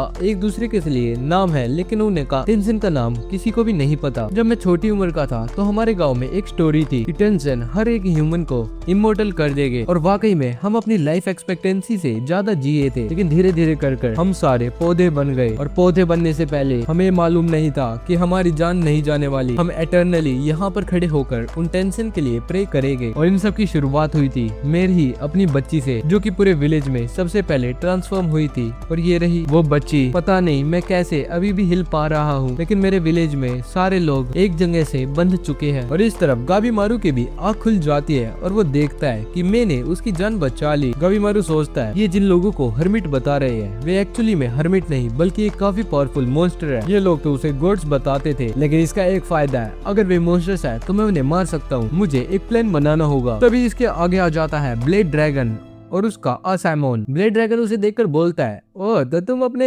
एग्जीक्यूशनर से भाग गए, तुम तो वही निंजा हो ना, तो क्या मैं अब तुम्हारी जान ले लूं? तो ड्रैगन गाबीमारू से इमेजिनेशन में लड़ने का ट्राई करता है, लेकिन वो देखता है उसने गाबीमारू को तो मार दिया, लेकिन उसे खुद को भी काफी ज्यादा इंजरी हो गई। तो गाबीमारू को बोलता है, ओह तुम इस स्टेट में भी लड़ सकते हो, तो तुम्हें मारना तो भी आसान नहीं होने वाला है। हाँ सेम यहाँ पर तुम्हारा सेंटर ऑफ ग्रेविटी हिला हुआ है, जो कि एक स्वॉर्ड ड्रैगन पर शोभा नहीं देता, और इसी के साथ साथ तुम्हारी लेफ्ट आर्म भी इंजर्ड है। तो क्या तुम लड़ने के लिए तैयार हो? हाँ बचपन से। अबे ओए रुको, अपना टाइम वाइम वेस्ट मत करो, ठीक है? यहाँ पर तुम्हारी लड़ाई देखने वाला कोई नहीं है, लेकिन मुझे तो लड़ना है। देखो इन पॉइंटलेस बातों पर बहस करने का कुछ फायदा नहीं है, और सबसे पहली बात, हम बस इंफॉर्मेशन ढूंढने के लिए निकले हैं। गाबीमारू यही है ना तुम्हारा नाम? तुम्हारी असाइमोन सागरी कहाँ पर है? और वो जो लड़की जो तुम्हारे पास है वो भी कौन है? या तो हमें शांति से बता दो, वरना हमारे पास और भी रास्ते हैं। और गाबीमारू फाइटिंग स्टांस में आ जाता है, तो वो बोलता है, वाकई में तुम बेवकूफ हो, तुम अकेले हम दोनों से कैसे भिड़ोगे? तभी गाबीमारू उन टेंशन के बारे में सोचता है और बोलता है, लग रहा है मुझे अपनी स्ट्रेटेजी बदलनी होगी। और फिर वो उनके आगे झुक जाता है। ये तुम क्या कर रहे हो? मेरे पास एक सजेशन है, क्यों ना हम दोनों मिलकर काम करें? स्वॉर्ड ड्रैगन उसका टेस्ट लेने के लिए उसके सर पर तलवार लगा देता है, लेकिन गाबीमारू कोई रिएक्शन नहीं देता। अच्छा तो सच में तुम अलायंस करने ही आए हो? What a disappointing thing man, मैं बस स्ट्रॉन्ग वॉरियर से लड़ता हूँ, तुम्हारे जैसे बुज़दिलों से तो बिल्कुल भी नहीं। स्वॉर्ड ड्रैगन साइड हटो। हाँ तो गाबीमारू तुम मुझे बताओ, तुम हमारे साथ अलायंस क्यों करना चाहते हो? और फिर गाबीमारू उन्हें सारी चीजों के बारे में बता देता है, शिनशियोकू, टेंशन और बाकी सारी चीजों के बारे में। तो तुम ये बोल रहे हो कि वे रीजनरेट भी हो सकते हैं? है यार, और उन्हें जलाने के बाद भी उनकी जान नहीं जाती? उनके ऑर्गन्स के बारे में क्या वे भी रीजनरेट हो जाते हैं? देखो मुझे कोई भी स्पेसिफिक चीजें नहीं पता, मैं तो बस यहाँ पर पार्डन लेने आया था ताकि मैं किसी को देख सकूं, और मैं पार्डन पाने के लिए कुछ भी करूंगा, तो क्या तुम मेरी मदद कर सकते हो? तभी स्वॉर्ड ड्रैगन मान जाता है, और स्वॉर्ड ड्रैगन उसे बोलता है, तो चलो एक काम करते हैं, होराई में जाते हैं और टेंशन से मिलकर आते हैं। ये तुम क्या कर रहे हो? तुमने अभी इसकी इंजरीज देखी नहीं क्या? इंजरीज हो चाहे कुछ हो, मुझे तो बस एक बार वो एलिक्सर ऑफ लाइफ मिल जाए, उसके बाद मैं इमोर्टल हो जाऊंगा। और वैसे भी उनकी पार्डन का मैं क्या करूंगा जब मैं इमोर्टल ही हो सकता हूँ? तो क्या तुम सच में एलिक्सर ऑफ लाइफ खुद पियोगे? अरे नहीं यार, तुम्हें तो पता ही है मैं मजाक कर रहा हूँ। मैं तो बस उन टेंशन को हरा कर हिस्ट्री के पन्नों में अपना नाम दर्ज करवाना चाहता हूँ। मैं इमोर्टल उस सेंस में होना चाहता हूँ मेंटल, ताकि जन्मों जन्मों तक लोग मेरे नाम को याद रखे। अब ये तीनों तैयार होते हैं एक दूसरे के साथ अलायंस करने के लिए। इन तीनों के गोल्स अलग अलग थे। तो ड्रैगन चाहता था कि वो किसी इमोर्टल बंदे को जान से मारे, असाइमोन चाहता था कि वो उसके हर एक हिस्से को स्टडी करे, और गाबीमारू अपनी वाइफ से मिलना चाहता था। तो अब इन तीनों की डील हो जाती है। तो अब वो असाइमोन गाबीमारू से बोलता है, वो सब तो ठीक है, अब क्या तुम मुझे इस लड़की के बारे में बता सकते हो? तभी गाबीमारू काफी ज्यादा सरप्राइज होता है और बोलता है, अरे ये कैसे हो गया?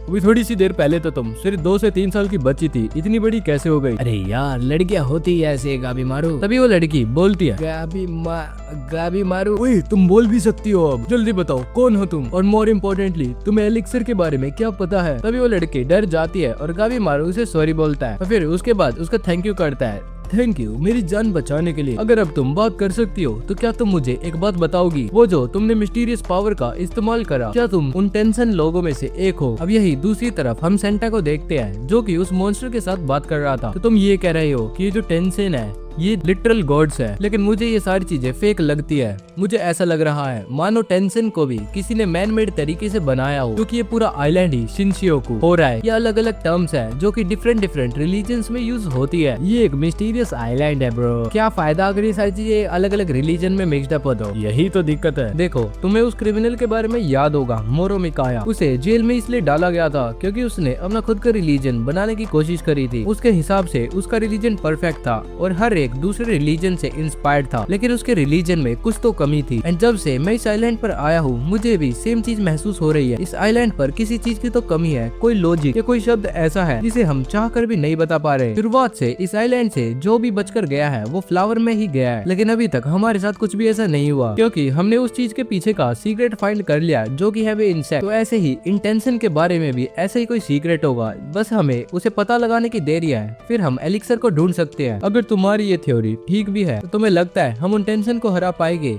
ऐसी थ्योरी जिसे आज तक कोई भी नहीं ढूंढ पाया, क्या हम उसे ढूंढ पाएंगे? ये भी तो पॉसिबल होगा कि गाबीमारू और वो लड़की ऑलरेडी डेड हो। नहीं, मुझे यकीन है गाबीमारू जिंदा होगा, वो इस आइलैंड पर कहीं पर होगा और एक प्लान बना रहा होगा। और इस तरफ गाबीमारू मे से पूछ रहा होता है, मैं जानता हूँ तुम अभी अभी बोलना सीखी हो, लेकिन मैं तुमसे बस इतना पूछना चाहता हूँ कि क्या कोई ऐसा तरीका है कि मैं टेंशन को हरा सकता हूँ? कोई भी ऐसी टेक्निक या पावर प्लीज बता दो, मैं तुम्हारे आगे हाथ जोड़ता हूँ। टाओ स्ट्रॉन्ग वी माइंड बॉडी और ऐसे करके वो अलग अलग अक्षरों को बोले जा रही थी। किसी को भी इसकी बातें समझ में नहीं आती। तभी सामुराई बोलता है टेंडन अक्षर का मतलब होता है बेली बटन, जिसे कि हम मार्शल आर्ट्स में टेंडन बोलते हैं। ये तो मेरे को समझ में आ गया। अबे ओए, चाइनीज में देखा जाए तो टेंडन का मतलब होता है बेली बटन से जस्ट नीचे वाला हिस्सा। तो ये टाओ एग्जैक्टली है क्या? नो आइडिया भाई। इस तरफ वो प्लांट मोस्टर बताता है टाओ एक ऐसी चीज है जो कि इस दुनिया में हर एक चीज के अंदर फ्लो करती है और टेंशन उन्हें कंट्रोल कर सकते हैं। इस दुनिया में जितनी भी चीजें तुम देखते हो वो सारी चीजें टाओ से मिलकर ही बनी है। अगर किसी ने टाओ को टच करा इसका मतलब उसने ओरिजिन ऑफ यूनिवर्स को टच करा है। यहीं दूसरी तरफ हम शियोन को देखते हैं जिसके के ऊपर नुरुगी हमला करती है, लेकिन शियोन उसके हमले को इजीली डॉज कर लेता है और बोलता है तुम कितनी भी कोशिश कर लो लेकिन मैं तुम्हें दो टेक्निक्स नहीं सिखाने वाला। मैं नहीं चाहता कि मेरी और कोई स्टूडेंट की मौत हो जाए, लेकिन मुझे टेंसे की जान का बदला लेना है। प्लीज मास्टर मुझे 100 टेक्निक सिखाओ। देखो मैंने तुम्हें कितनी बार बोला है कि मेरे को मास्टर मत बोलो। हाँ जो भी है, लेकिन मैं आपकी इन टेक्निक्स को समझ में नहीं पा रही। आप अंधे हो लेकिन फिर भी मेरे पीछे से आने वाले अटैक को कैसे देख पा रहे हो? ऐसी ही बात है तो मैं तुम्हें तुम्हारी हाइट, तुम्हारे वेट और कहाँ पर तुम्हारे बाल बंधे हुए हैं वो भी बता सकता हूँ। क्योंकि बेशक भगवान ने मेरी आंखों की शक्तियाँ मेरे से छीन ली है, लेकिन उसके बदले में मैं इन अंधेरी आंखों से कुछ वेव्स को देख पाता हूँ। तो अब मैं वो वुड मॉन्स्टर और शियोन एक साथ बताते हैं कि टाओ एक्चुअली में है क्या। दरअसल जो शियोन यूज करता है वो भी एक तरीके का टाओ ही है। टाओ वेव्स होती है और जिन्हें देखने के बाद, उन्हें सेंस करने के बाद बंदा अटैक और डिफेंड कर सकता है। बस बंदे को उन वेव्स को कंट्रोल करना आना चाहिए। ये लोगों को अलाउ करता है उनकी स्ट्रेंथ को लगभग 100 गुना से भी ज्यादा, हजारों लाखों गुना से भी ज्यादा बढ़ाने का, और इसी के साथ साथ ऐसी इंजरीज जिनसे लोगों की जान चली जाए उनसे बचने का। लेकिन ये स्किल्स एकदम से कोई भी नहीं सीख सकता। इस तरफ हम देखते हैं शियोन के पीछे एक मॉन्स्टर आ चुका है, लेकिन शियोन उससे पहले नुरुगी को समझाता है देखो मैं तुम्हें स्वॉर्ड पकड़ना तो सिखाता हूँ। सबसे पहले अपने बाएं हाथ में स्वॉर्ड को पकड़ो, एक टांग को आगे रखो और अपने अपोनेंट पर नजर रखो या फिर उसे सेंस करो, और फिर इसके बाद कुछ ऐसे हमला करो। और फिर ऐसा कर कर वो एक एक कर कर सारे मॉन्स्टर्स का काम तमाम कर देता है। और फिर नुरुगी को बोलता है देखो मैं तुम्हें डायरेक्टली तो कुछ समझाने वाला हूँ नहीं, लेकिन तुम मुझे मेरी फाइट से मेरी टेक्निक को थोड़ा बहुत तो समझ सकती हो। और इस तरफ यही सारे मॉन्स्टर स्वॉर्ड ड्रैगन की तरफ भी बढ़े थे, लेकिन वो उन सबको एक स्विंग में ही काट देता है और बोलता है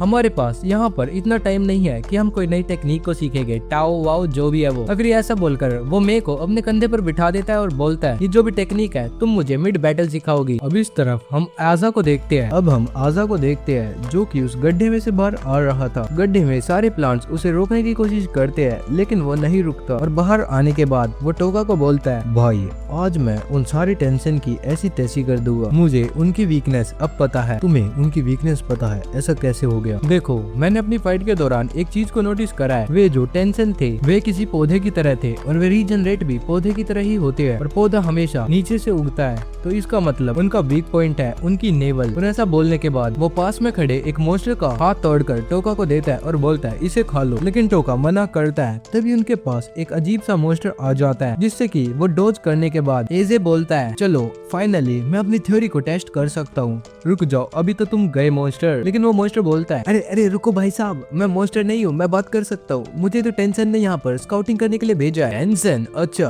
फिर तो तुम गए। अरे नहीं सुनिए तो पहले मेरी बात तो सुन लीजिए। मेरे काफी सारे कलीग जिन्हें की हम अदर डोशी बोलते हैं, हाँ डोशी, हम सीधा टेंशन के नीचे सर्व करते हैं और हमारे कुछ दोस्त पूरे आइलैंड पर हर एक ह्यूमन के पास गए हैं स्काउटिंग करने के लिए। तो प्लीज अब वापस से उस गड्ढे पे चले जाइए वरना हमारे मास्टर हमारी खालू देड़ देंगे। लेकिन एजे उस पर हमला करता है और उसके हमले का इस पर कुछ भी असर नहीं हुआ था, लेकिन एजे भी उसका हाथ बीच में पकड़कर तोड़कर फेंक देता है। तभी वो बोलता है क्या क्या तुमने भी टाउ कंज्यूम करा है? क्या टाउ टाउ कर रहे हो? मुझे तो बस तुम्हारी जान लेनी है क्योंकि तुम उन मॉन्स्टर्स के पेट हो ना। तो मैं अगर तुम्हें मार सकता हूँ तो तुम्हारे मालिकों को भी मार ही पाऊंगा ना। तो चलो फाइट करनी स्टार्ट करते हैं। और ऐसा बोलते ही वो डोशी काफी सारे दूसरे मॉन्स्टर्स को समन कर लेता है। तभी एजे अपने भाई टोका को बोलता है टोका तुम इन्हें संभाल सकते हो ना? हाँ। और ऐसा बोलते ही टोका काफी सारे मॉन्स्टर्स का काम एक ही स्ट्राइक में तमाम कर देता है। अब एजे और ये डोशी एक दूसरे के साथ फाइट कर रहे थे और हम देखते हैं डोशी का पीओवी। डोशी फाइट करते हुए एजे की बॉडी को नहीं देख पा रहा था, वो देख रहा था एजे का टाओ जो कि एजे के बारे में सब कुछ बता रहा था। जो ये एजे है ये अभी थक चुका है, बेशक ये डोशी से इक्वल टर्म्स में फाइट कर रहा हो, लेकिन वो डोशी से काफी ज्यादा कमजोर है। और तभी इस डोशी को एजे के सर के अंदर एक ओपनिंग दिखाई देती है और वो तुरंत ही उस ओपनिंग का फायदा उठाते हुए वहाँ पर स्ट्राइक कर देता है। टोका हैरान हो जाता है ये क्या हो गया, मेरे भाई को तुमने कैसे मार दिया? अब टोका पूरी तरीके से घबराया हुआ होता है और डोशी फाइनली इसे वापस से गड्ढे में फेंकने वाला होता है, लेकिन तभी एजे खड़ा हो जाता है और डोशी पर हमला करता है और बोलता है,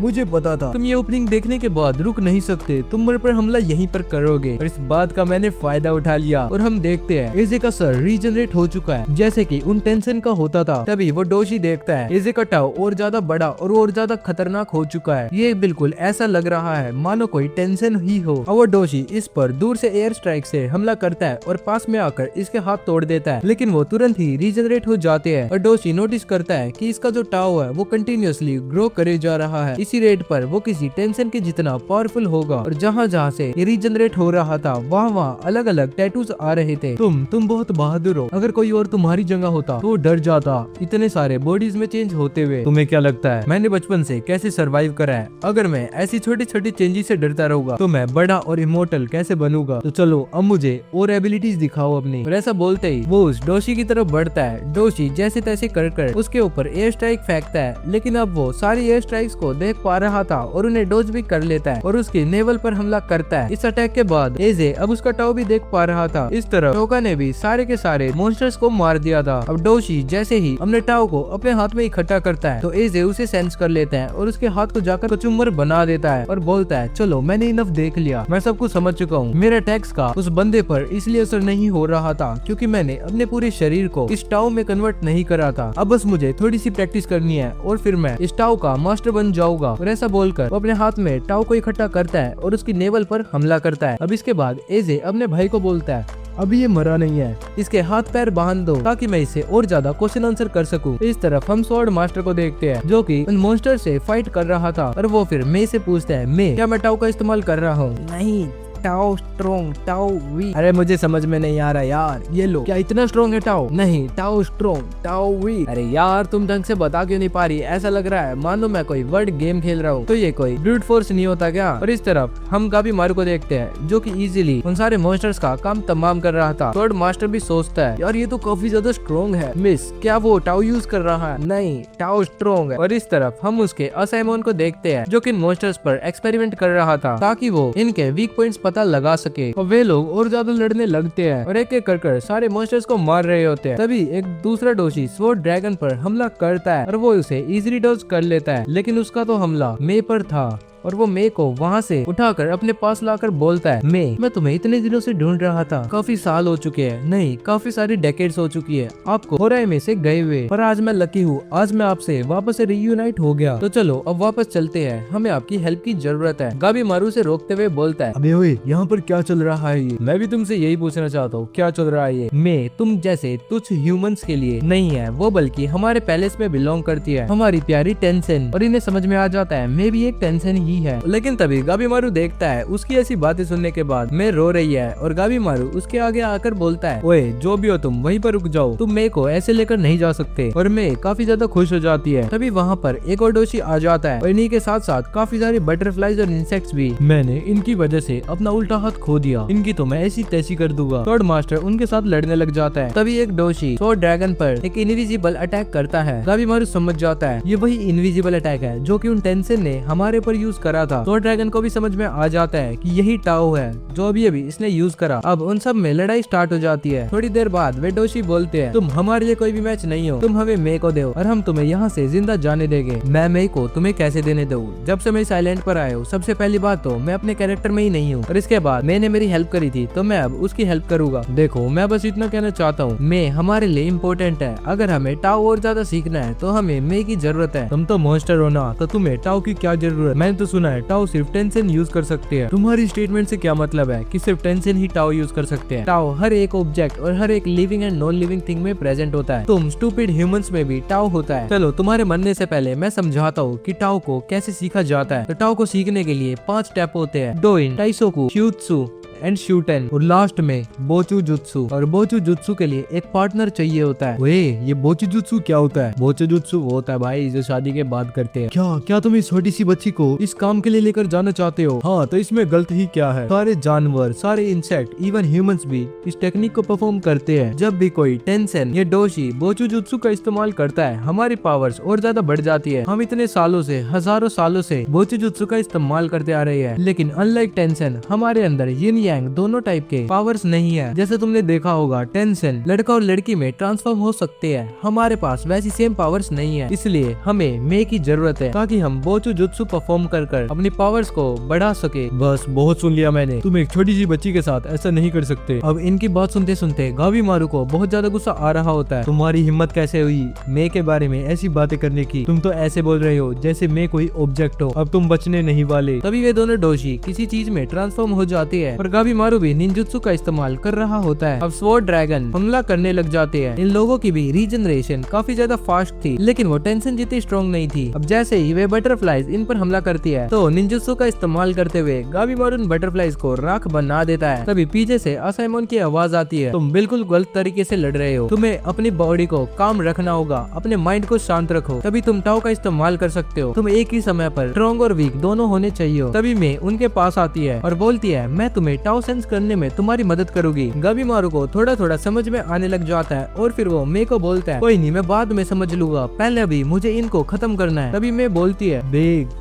गाबीमारू का टाओ काफी बड़ा है। अब वे लोग देखते हैं गाबीमारू इजीली उन डोशी के इनविजिबल अटैक्स को डोज कर पा रहा था। गाबीमारू भी अब उनका टाओ सेंस कर पा रहा होता है। गाबीमारू सोचता है, बचपन से उस निंजा ट्रेनिंग में मुझे किसी ने नहीं सिखाया, लेकिन इस छोटी सी बच्ची ने मुझे 5 मिनट में ही टाओ सिखा दिया है। मुझे तो बस अपने माइंड को थोड़ा वीक करना था ताकि मैं टाओ को समझ सकूं, और अब मैं दूसरों के अंदर भी वीकनेस को पहचान सकता हूँ, और अब मेरा मन भी काफी शांत है। और ऐसा सोचते सोचते वो उन टेंशन वाली टेक्निक्स को इस्तेमाल कर सकता है, जिससे कि बस टच करते ही उस डोशी के चारों तरफ के सारे एनिमल्स गिर जाते हैं। और गाबीमारू बोलता है, टाओ भी निंजुत्सु की तरह ही है। अब गाबीमारू उससे पूछता है, क्या तुम मुझे बता सकते हो कि तुम्हारे साथ और कौन कौन है, ताकि मैं उन सभी का काम तमाम कर दूं। देखो, हर एक डोशी को भेजा हुआ है हर एक ह्यूमन के पास, ताकि वो उस पर नजर रखे। ऐसा बोलते बोलते वो पीछे से गाबीमारू पर हमला करता है, लेकिन गाबीमारू टाइम पर समझ जाता है और ब्लेड ड्रैगन भी आगे भागते भागते आता है। तो गाबीमारू ब्लेड ड्रैगन को उस सेंट्रीपीड वाले डोशी के ऊपर भेज देता है और खुद उस बटरफ्लाई मॉन्स्टर का एक ही अटैक में काम तमाम कर देता है। इस तरफ हम देखते हैं सागिरी और उसकी टीम को, जो कि अभी अभी होराई में एंटर होती है, और यहाँ पर पहले से एक टेंशन प्रेजेंट होता है, जो कि आते ही सबसे पहले उस ट्री मॉन्स्टर की गर्दन को उड़ा देता है। अब तभी वो टेंशन यूजुरिहा को अपने पास पकड़ लेता है। सागरी उसे लड़ने के लिए तैयार होती है और सेंटा उस ट्री मॉन्स्टर से बोलता है, अरे नहीं भाई, तुम हमें छोड़कर कैसे चले गए? अभी तो हमें साथ में बैठकर डिनर भी करना था,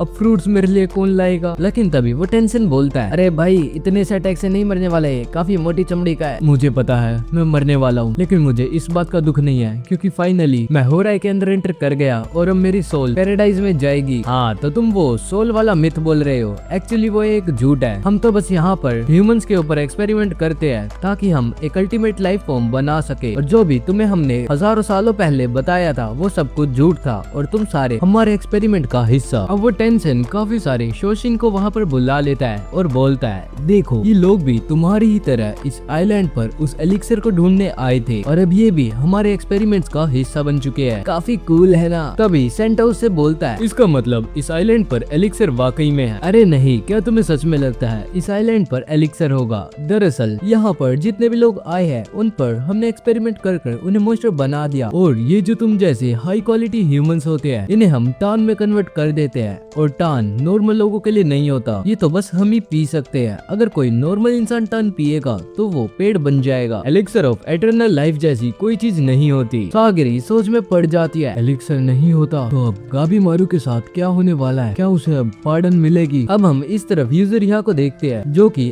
अपनी जगह से सब्स्टिट्यूशन जुत्सु का इस्तेमाल करती है और इसके बाद उस टेंशन के ऊपर हमला कर देती है। सबसे पहले तो कुनाई से और फिर अपनी तलवार का वार से उसका सर भी उड़ा देती है। चलो, अब ये मर गया होगा, अब जल्दी से यहाँ से चलते हैं। सागिरी अभी भी सोच में पड़ी हुई थी, लेकिन यूजुरिहा उसे समझाते हुए बोलती है कि तुम टेंशन मत लो, इस आइलैंड पर अगर एलिक्सर है या नहीं है, हमें पार्डन मिलेगी या फिर नहीं मिलेगी, हमें अभी फिलहाल के लिए तो सरवाइव करना है। अगर हम जिंदा रहे तो ही हमें पार्डन रिसीव होगी ना। अब वे लोग वहाँ से भागने लग जाते हैं और ये टेंशन वापस से रीजनरेट हो जाता है और फिर वो अपने अंडरलिंग्स को उनके ऊपर फेंक कर एक छोटा सा ब्लास्ट करवा देता है। लेकिन तभी वो देखता है यूजुरिहा ने उसके अटैक को डॉज कर लिया। अब तभी यूजुरिहा उसे बोलती है, अच्छा तो तुम इसे टाओ बोलते हो, हमारे विलेज में इसे की बोला जाता है। हाँ, लेकिन तुमने उसे मास्टर तो नहीं कराना। मैं ये बोल रहा था, अगर तुम्हें यूजुरिहा से लड़ना है तो पहले मेरे से लड़ना होगा। टेंशन उन्हें बोलता है मैं तुमसे बाद में निपटूंगा, पहले ओए शिनोबी अगर तुम चाहो तो मैं तुम्हें टाओ यूज करना सिखा सकता हूँ, उसके बाद हम बोची जुत्सु का इस्तेमाल कर सकते हैं और तुम्हें हाई क्वालिटी टान में कन्वर्ट कर सकते हैं। अब तभी वो टेंशन आगे आ जाता है और बोलता है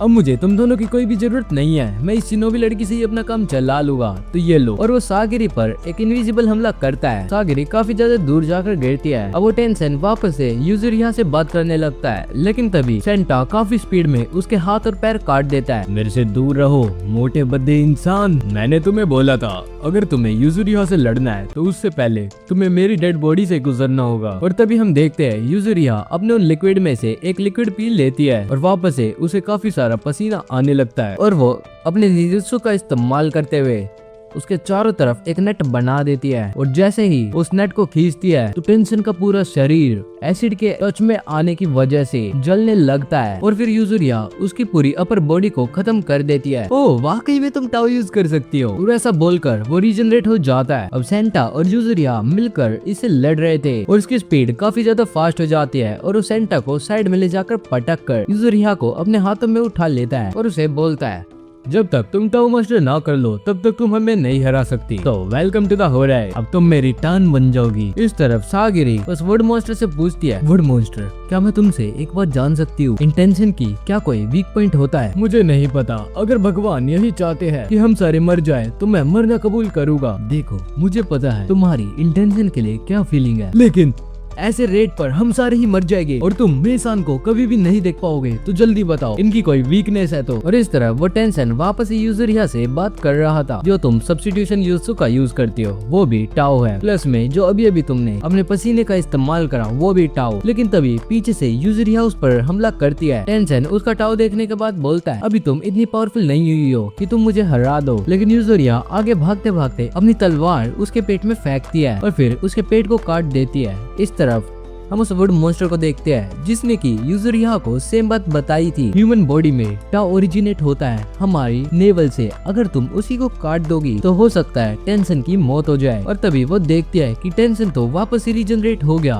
ऐसा इसलिए हुआ क्योंकि यूजुरिया की तलवार पर टाओ नहीं लगा हुआ था, टाओ को सिंपल अटैक्स नहीं काट सकते। लेकिन तभी यूजुरिया काफी ज्यादा फोकस कर उसके ऊपर एक स्ट्राइक करती है और टेंशन भी पहली बार इसकी स्ट्राइक को डॉज करता है क्योंकि इसने देखा यूजुरिया ने भी अभी अभी टाओ का इस्तेमाल करा और हम देखते हैं इसका ये वुंड अभी भी रीजनरेट नहीं हो रहा। यूजुरिया बोलती है कि मैं इसका टाओ देख पा रही हूँ और मुझे इसमें कुछ गैप्स दिख रहे हैं, तो मैं इसे हरा सकती हूँ। ये सेम टू सेम हो रहा। गाबीमारू और रुक्रिटो भी एमिट करते हैं, इसका मतलब हम शुरुआत से ही टाओ का इस्तेमाल कर रहे थे, लेकिन बस हमें देखना ही नहीं आया। अब वो टेंशन सब्स्टिट्यूशन जुत्सु का इस्तेमाल करता है जिसमें वो इनविजिबल होकर सीधा इन लोगों के आगे आ जाता है, लेकिन यूजुरिया पहले से ही इस बात का अंदाजा लगा चुकी थी, तो वो अपने स्वेट नेट में उसे पहले ही जकड़ लेती है। लेकिन तभी वो अपने मिनियंस का इस्तेमाल करते हुए सागिरी को दूर फेंक देता है और अपने खुद के हाथ को काटकर यूजुरिया पर हमला करता है। और यूजुरिया भी उसके इस हमले को देखते हुए सेंटा को एज अ शील्ड यूज कर देती है और इसी ओपनिंग का इस्तेमाल करते हुए सागिरी उस पर हमला कर देती है और देखते ही देखते उसके हाथ पैर काटने लगती है। अब तभी वो टेंशन हवा में उड़ जाता है और अपने सारे पार्ट्स को रीजनरेट कर लेता है और हवा में उड़ते उड़ते एक टीन स्प्लिंटर नाम की टेक्निक का इस्तेमाल करता है, जिससे वो अपने टाओ की बुलेट्स इनके ऊपर फेंकता है। सागिरी देखती है कि उसका काफी सारा ब्लड लॉस हो चुका है और वो इसी हिसाब से नहीं लड़ पाएगी। यूजुरिया सागिरी को बोलती है सागिरी तुम टेंशन मत ले, जहाँ तक मैंने अभी तक नोटिस करा है एक बंदे का टाओ दूसरे बंदे के टाओ की वीकनेस हो सकती है और तुम हो इस बंदे की वीकनेस। ये एक मॉन्स्टर है, कोई गॉड नहीं। इसका मतलब है कि हम इसे मार सकते हैं। मैं उसे हिलने से रोकूंगी और तुम उसकी जान ले लेना। और यूजुरिया आगे जाकर उसके पैर को पकड़कर नीचे खींचती है, लेकिन फिर वो टेंशन के अटैक्स को भी डॉज नहीं करती और उसे घुमा फिरा कर जमीन पर पटकती है और सागिरी को बोलती है सागिरी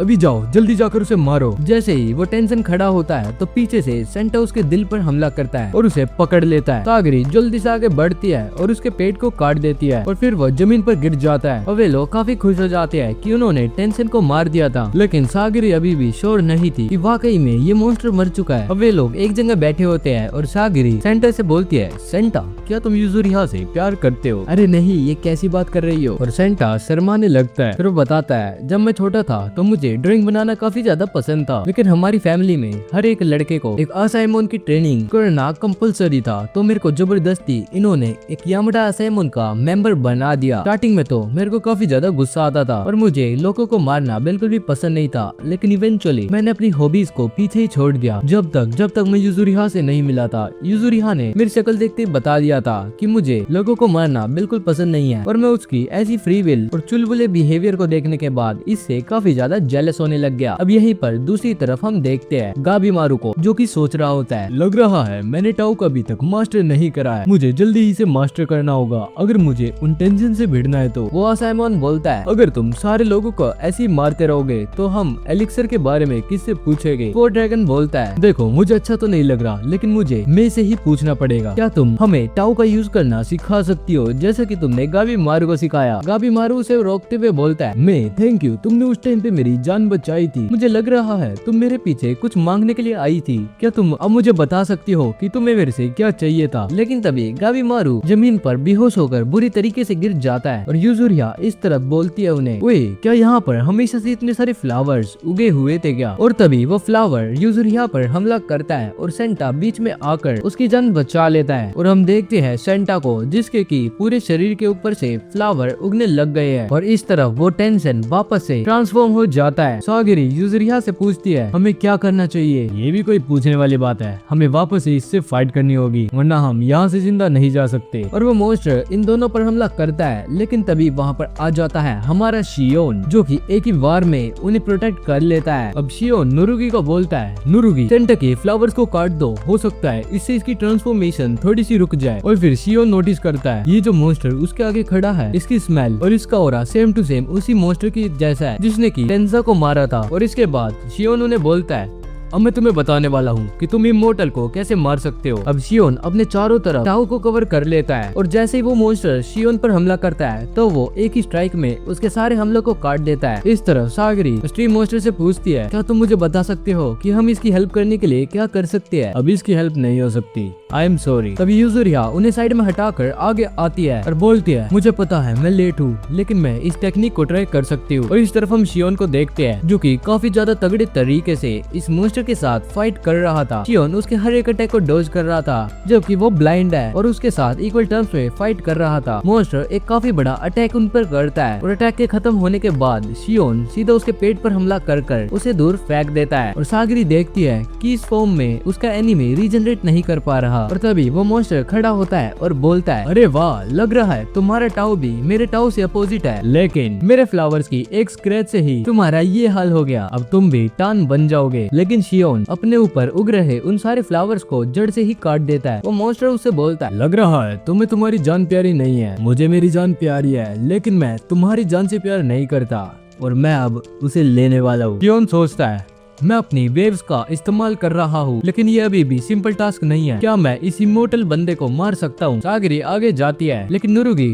उसे वहीं पर रोक लेती है। लेकिन सागरी उसे बोलती है, अगर हमें इस इमोर्टल बंदे को हराना है तो हमें शियोन की हेल्प तो करनी ही पड़ेगी। तो नुरुगी मान जाती है, लेकिन युजुरिहा बोलती है, अरे नहीं यार, मैं बतेरी थक चुकी हूँ, अब मैं किसी की हेल्प नहीं कर रही। तो नुरुगी जाकर उसे गले लगा लेती है, लेकिन युजुरिहा बोलती है, अबे बच्ची क्या दिक्कत है तेरे को। और फिर नुरुगी सागरी को भी गले से लगाती है, और हम देखते हैं नुरुगी अपना टान सागरी को ट्रांसफर कर रही है। सागरी उससे पूछती है कि ये तुमने क्या करा। तब नुरुगी बताती है, बचपन से ही उसके अंदर ये एबिलिटी है, जिसे भी वो गले से लगाती है उसकी एनर्जी वापस से आ जाती है। सेम टू सेम शियोन ने भी बताया था, उसे ऐसा लग रहा था मानो मेरी वेव उसकी वेव्स में जाकर मिल रही हो। और अब शियोन उन्हें देखकर बोलता है, मैंने तुम्हें बोला था ना यहाँ से दूर रहो, और ये तुमने क्या पहन रखा है। हम तुम्हारी हेल्प करने आए हैं शियोन, मुझे इन क्रीचर्स की वीकनेस का पता है। इनकी वीकनेस है इनकी नेवल, अगर तुम उसे काट दोगे तो ये रीजनरेट नहीं कर पाएगी, लेकिन इस मोन्स्टर की तो दो नेवल है, और वहाँ तक पहुँचने के लिए मुझे इसके फ्लावर से भी लड़ना पड़ेगा। हाँ मुझे पता है, तभी मैं ये युजुरिहा के स्वेट से अपने आप को ढककर आई हूँ, ताकि उन फ्लावर्स का मुझ पर कोई भी असर ना हो। ये जो बच्ची है ये डिकोय की तरह एक्ट करेगी, और फिर हम फ्रंट से अटैक करेंगे, और हम एक ही बार में उनका काम तमाम कर देंगे। और तभी मोन्स्टर इन पर हमला कर देता है, और नुरुगी उसके हर एक अटैक को डॉज कर रही थी। सागरी भी इस ओपनिंग का इस्तेमाल करते हुए उस पर एक अटैक का बोराज कर देती है। शियोन देखता है सागरी भी उसकी वेव सेंस कर पा रही है, तभी वो उस मोन्स्टर के पीछे जाता है, लेकिन वो मोन्स्टर उसके ऊपर अटैक करता है कुछ लेजर बीम से, लेकिन ये शियोन को रोक नहीं पाती। और शियोन जल्दी से आगे बढ़ता है और फिर उसे जमीन पर गिरा देता है। लेकिन सागरी काफी ज्यादा थक चुकी थी तो वो उस पर किलिंग ब्लो नहीं मार पाती और वो मॉन्स्टर वापस से खड़ा होकर उनके ऊपर काफी सारे लेजर बीम से अटैक करता है। नुरुगी सागरी को बचाकर वहाँ से भागने की कोशिश करती है और शियोन सोच लेता है मैं यहाँ पर नहीं रुक सकता, मुझे इसकी जान लेनी ही होगी, मुझे टेंसा का बदला लेना ही होगा। और सागरी उस मॉन्स्टर के दोनों हाथों को जमीन पर ही पिन डाउन कर देती है और शियोन फोकस करता है अपनी सारी वेव्स को अपनी तलवार पर। अब शियोन इससे पहले उसके ऊपर किलिंग ब्लो मारता, उसे लगता है ये इसका वीक पॉइंट कैसे हो सकता है, यहाँ पे तो काफी सारी स्ट्रॉन्ग वेव्स है। तभी सेंटा आता है और उसे बोलता है मैंने प्लांट्स के बारे में स्टडी कर रखी है, अगर ये वाकई में एक प्लांट मॉन्स्टर है तो इसकी नेवल इसका वीक पॉइंट नहीं है बल्कि इसकी ओव्यूल्स है, इसके पौधे के सेंटर में हमला करो। और शियोन वैसा ही करता है और वहाँ पर होते हैं इस मॉन्स्टर के काफी सारे मुंह और वाकई में ये इसका वीक पॉइंट था। शियोन के एक स्ट्राइक के बाद ही ये मॉन्स्टर फ्लावर के पत्तों में कन्वर्ट हो जाता है और बोलता है थैंक यू, इस चीज का मैंने हजारों सालों से वेट करा है। और वो पूरा एरिया फ्लावर से भर जाता है एंड फाइनली इन्होंने इस मॉन्स्टर का काम तमाम कर दिया था। अब यूजुरिया सेंटा के पास आती है और बोलती है मैं चाहूँ